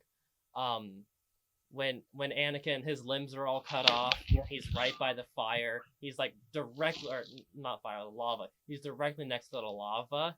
His whole body catches on fire and such like that. I just don't know how fire works, I guess, but his whole body caught on fire, and then it just like, it burned him a bunch, and it obviously died out eventually. But I was like, why didn't he stay on fire? Like he I don't didn't know. he didn't move move away from the lava at all. Like it could have been solved by Palpatine getting there right in time. He got a little bit of a crawl with his robotic. Yeah, I guess. But it was I one of guess the he things. we could have missed him rolling over Yeah. and putting it out. Yeah. he could. He I don't know. did a There's quick probably stop, drop, gotta- and roll, No good and then he was all okay. explanation. Yeah, and then It's just one of those things. yeah, it was just like I was like, because it was a whole ass shot, like unbroken shot of he's on fire, and then you watch the fire die out on him. And I was like, wait a second, why did the fire read the rest of the plot and decided basically, oh, he this needs is to where I live. should Oh stop. fuck, wait, this Yeah. guy's Wait, Darth this Vader? is Darth Vader? Oh shit. Oh fuck, I did. Yeah. Oh, I did not mean to light him on fire. I am Yeah, that's so just another sorry. little technical thing, though, right? Yeah. It's like it could have just been like a slow fire, and by the time Palpatine got there, he could have like put it out. Yeah, and helped exactly. him out It's or just whatever. it's just like a dumb Sure. little thing where it's like, Yeah. there's a lot of moments like that in the third act Mhm. specifically for me, where I just constantly kept going like, why? Yeah. That doesn't make too much sense. I feel like, and the For last sure. one that I wanted to make a note of, which I'm sure you guys will agree with, is Padme dying. Of a broken heart. is Yeah. So fucking bad. horrible. Yeah. Oh my When I god. talk about that, that's probably the one thing in this movie I truly hate. That is some of the dumbest shit I've seen. in a while. Yeah. Mhm. Like, literally dying of a broken heart. Literally Really? dying of so stupid. Like, I mean, And they pass They- it off they as did do like that. childbirth in real super life. serious. Why not make a Oh my legitimate God. reason Exactly. for dying? of either childbirth? two But- super easy ways to fix it that would have been way Yeah. better. Either one, she literally dies in childbirth. That's a thing that Yeah. happens. It's Yeah, a really that's a common tragic thing. thing that happens. Or two, which would have led into a big thing that I did like about the prequels, of how Palpatine is not only controlling and manipulating Anakin to down this whole path, but he's also kind of controlling Padme and a lot of other people in a way, because Anakin needed to fall in love with they needed to fall in love together so that she would die at the end. Like, have some, I don't know how you do it specifically, but like have like Palpatine being quite literally the reason why she dies, have him do Mhm. something and it causes her death, and Yeah. that would have And that some went people- stronger into that theme as How well, did- which made more sense. How did Palpatine know she died? Yeah, exactly. Like, He didn't. Yeah, that's some people think. Some people are, have theories that Palpatine used the Force on Padme to cause her to die. That's why she died of a broken heart. and that would have Just been because fine, Palpatine used but like some show sort of that. dark I side didn't- ability. But I don't Had she know. already died though? I don't She know. I died- thought What? Palpatine just said that. When Palpatine said she was dead, was she already dead? No, that was after she was dead. She was already I dead. she was- Yeah. think she was- so. Okay, yeah, I wasn't sure. I thought she he was was just already saying dead. that I think it was a to piss few him months off. This is what before. happens. Yeah, it was. she- She was. It was like so during the birth is when they showed at the same time Vader being It was made, the Yeah. birth of and then Luke at and the the birth at the of Vader very in end the when third she Yeah. dies, it then cuts to Sidious saying she's dead. in your anger. This movie does I end mean, on I a guess great he could note have that kind of of awareness. Vader Yeah. yelling no. That was Phenomenal. That was dumb shit. Phenomenal. Yeah, it's Awesome. terrible. Great yell. The shaking of everything around him. Awesome. I love Again, it. yeah, you could have had Oh, all that. okay. It's like, come on. Mhm. And then I didn't like that they added that into Return of the Jedi. I think it was stupid. Because Yeah. originally he did that silently, toss the Emperor over the side, dead silent. Mhm. But then Oh he said, yeah. no. Oh, I didn't. Yeah, that show. I didn't realize that was added in when I rewatched Yeah. it, but I remember not Wow. liking that. That's It funny. was just kind of goofy. I was like, really? Yeah. Do we need him yelling no? Mhm. Yeah. Uh, It's a fine movie. There's It was a good. lot I of find a lot of enjoyment in it. I think there's it's a lot of fun. Big enjoyment ups in and it, downs, I think. but Mhm. man, it just makes me sad. It's just such. I really poorly genuinely written. like the third act of this movie a lot, even though maybe that Palpatine Yoda duel isn't quite up to snuff. But Order 66, Anakin versus Obi-Wan, top of the line. It's I a really solid Also, way this- to end it. Like I said, like all the plot points, I think are great, but then it's just like done poorly. Yeah. And all the plot points and the That's what's story sort of beats weird are about it. great That's what I was though, saying. which makes it Is even that more Lucas- disappointing. Lucas is a great storyteller. Yeah, but god damn absolutely. it, he can't write dialogue to save his life. That's why I Yeah, think like he if you just just needed had another yeah. person to write the dialogue, and you would have Exactly. had Yeah. 3 excellent films. the twist and everything, yeah, it's just that hard of agree. execution having someone else to go through it. Mhm. Like He I knows how said to before, craft it's like the it's story. patchy and sort of like just inconsistent. It needs to be locked together. It's missing that extra piece of someone else to go through and just clean things up in certain Just areas. another set of eyes on it. Really, I think Absolutely. would have made a big difference. Yeah. Because I mean, is anyone going to challenge George Lucas if he's the one man round? No, it's Yeah. perfect. We're going to do it like this. Mhm. No one's ever going to say, "Well, George, this really sounds like shit." Mhm. No, but I think if you had another person on it, they'd be able to collaborate and make something a lot better. But Mhm. what are you gonna do? Yeah. Anyway, yeah, for sure. we'll go into just like closing thoughts if there's anybody, or if there's anything else anybody who just wants to say real quick, and then we'll give a rating to this movie. I've said basically most of my piece on this movie. I don't think there's much else to say on it personally, but how about you, Nick? We'll just go around. Or just anybody, I guess, is a better question. Any last thoughts? Honestly, I I got don't think so. maybe I a think few last pretty things to say. Okay, Emmett, you want to go? Go Yeah, for it. so just wrapping it up, obviously, I've said that I really do enjoy Revenge of the Sith. I think it's really, the first half I think is really fun. Again, visuals, have they aged great? Yeah, sure, but I still think they're just fine. I don't find too much issue with that. Obviously, we're not gonna get back into that, but again, story's great. George Lucas is an excellent storyteller. Can't write dialogue to save his life. And last is something we really didn't talk about. John Williams bringing the heat once again. Yeah. Another excellent Yeah. score. Never Anakin misses versus Obi-Wan, in these series. excellent. Anakin's dark deeds, excellent. Anakin's betrayal, everything. All the music from beginning to end is excellent. John Williams again getting it done. And then writing wasn't great. Dialogue was bad. Some Padme dying of a broken heart, not good. But if there's anyone out there who had given up on the prequels, really thought Revenge of the Sith was a real piece of shit, watch it again. Hopefully after watching Clone Wars, because it will probably be better than you ever. Yeah. Facts. Yeah. Yeah. Blake, did you say you had I think something? no, I didn't about the movie, but I think Star Wars in general, like Clone Wars and Rebels and Mandalorian, I can't recommend it enough. Like all that stuff. Yeah. It's fitting Absolutely. together super well now. The thing Mandalorian is- with Favreau and Filoni, they're doing fucking amazing with everything about it. Filoni is God on earth, I tell you. The biggest takeaway from this is like, I mean, we've been talking for like almost 3.5 hours now about Star Wars, which is, no matter how many shitty things we have to say about Fucking some nerds. And this is what it's all about, This is what it's about. People dude. excited to talk about Star Wars again. That's why I think Star Wars is in a great spot right now. And I don't think anybody, would have thought we'd be in a spot like this where everyone is talking about Star Wars and super excited to see what comes next. Because again, a lot of people, obviously we like the sequels quite a bit. Rise of Skywalker, we don't really talk about, but I think 2-3 years ago, I don't think people would see us at this spot where we're so excited for what's to come and so happy And all these with new where shows it and is stuff. right now.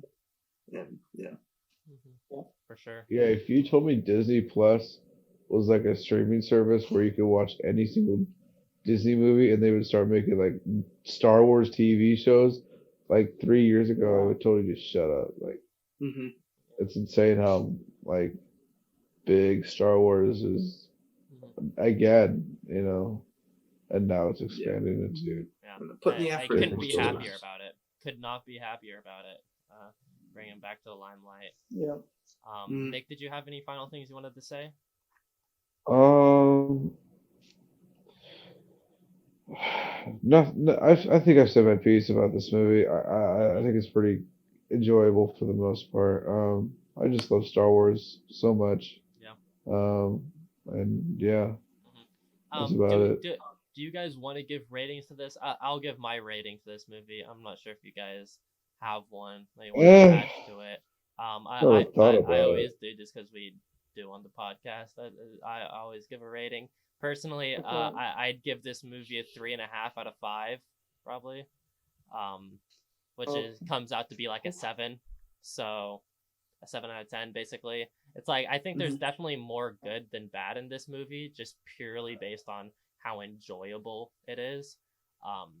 And how great so many of those story and plot beats are. But, you know, you take the good with the bad, and that's it on that.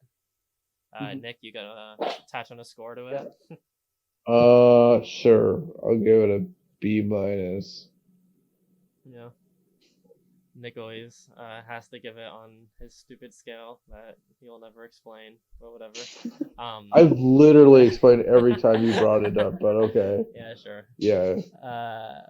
And then Blake, do you wanna you got a rating you wanna attach? I to think it? around a 7. Like you were saying, that 3.5 out of 10 is about where I'd put it. Yeah. It's solid. And Emmett?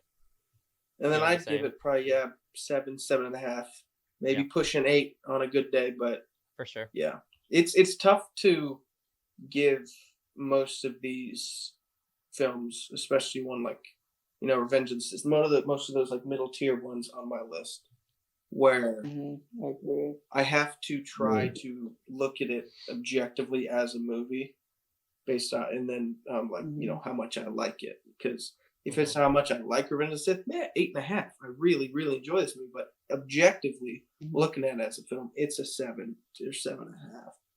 So that's about what I'd say. Right on. Anyway, that's gonna conclude the review for Revenge of the Sith on this podcast. Sorry to I can't remember if I told you two about this, but there is a little bit left to do on the rest of this episode. We do have user comments that we have right in about their response to the topic and or review of the week.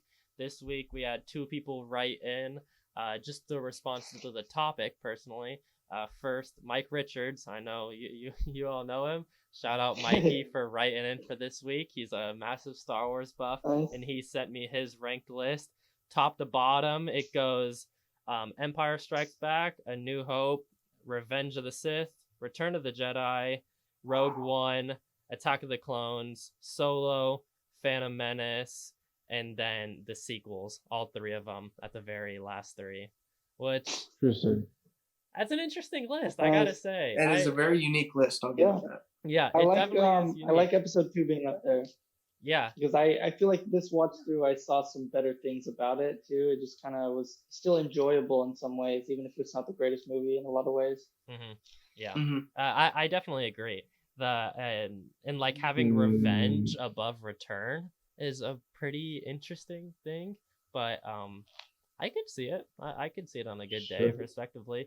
The only thing I'd say is having all 3 of the sequels as your bottom 3. Well, how does he 3? rank the sequels? Which one he does didn't he put rank as the them. worst? He just put all. I think he probably just clumps them all 3 as shitty because he just put the sequels as the last 3. So I highly recommend you give him a rewatch, Mikey, because I do think the sequels do have a lot of merit to them, especially I guess primarily Force Awakens and Last Jedi have a lot of merit to them. Yeah, the third one. We don't need to talk about it. Yeah. But those sequels are just SJW propaganda. That's all it is. It's the liberal media trying to control Just Star liberal, Wars. yeah. Pushing the liberal agenda. Dude, I could totally see Palpatine going on a liberal rant at the end of Revenge of the Sith, doing the voice, libtards, some shit like that. I don't know. Oh god. Oh, I remember that. Yeah, Yeah, you Sidious was remember talking to when Vader. Palpatine calls He's Yoda like, a libtard before they start fighting? yeah, Yoda. Yeah. Yoda's honestly a fucking lib, though, for real. That's a fact. That's a fact, though. Uh, Anyway, and then the other person who wrote it is my brother. He was back on the Christopher Nolan Tenet episode. Shout out Elijah. This is his list, top to bottom.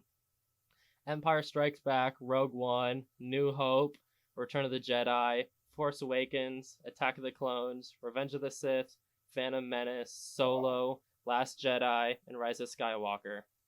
So the me and him have the exact same top 5. The exact same top 5, that's me and funny. him, which I didn't realize until now. That's kind of crazy. And then in that last half of the list, he really shakes it up. Attack Really of the goes off the Clones. rails a little bit there. Attack of the I mean, I Well, liked sequel I slander genuinely going liked on Attack for of the Gene Clones Lewis. quite a bit above this, but Attack of the Clones above Revenge, Phantom, Solo, Last Jedi, and like, whoa. I don't know if I'm That on is- board. that is- Honestly, that's big- fucking brave to have that I- kind of shit on I your list. highly But respect you know what? that. Respect that Be so you. much. Yeah. The only thing I don't respect is having Solo this low. Come on, Solo's a Yeah. kick-ass movie. Solo's awesome.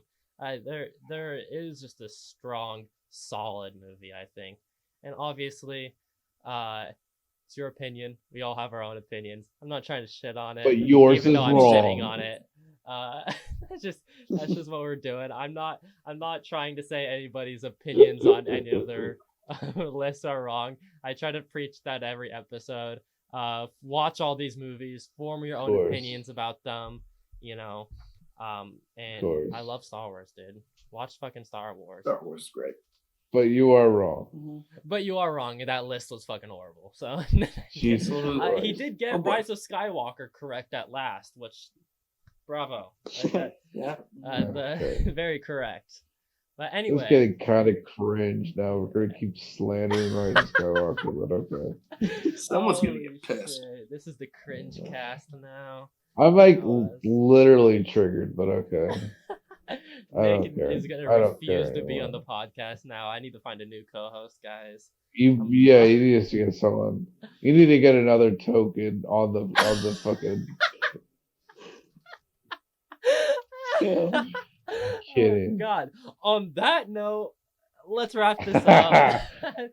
That's our Star Wars podcast, guys. Thanks for listening. Oh my God, it's a really hefty. That episode. was This is a doozy.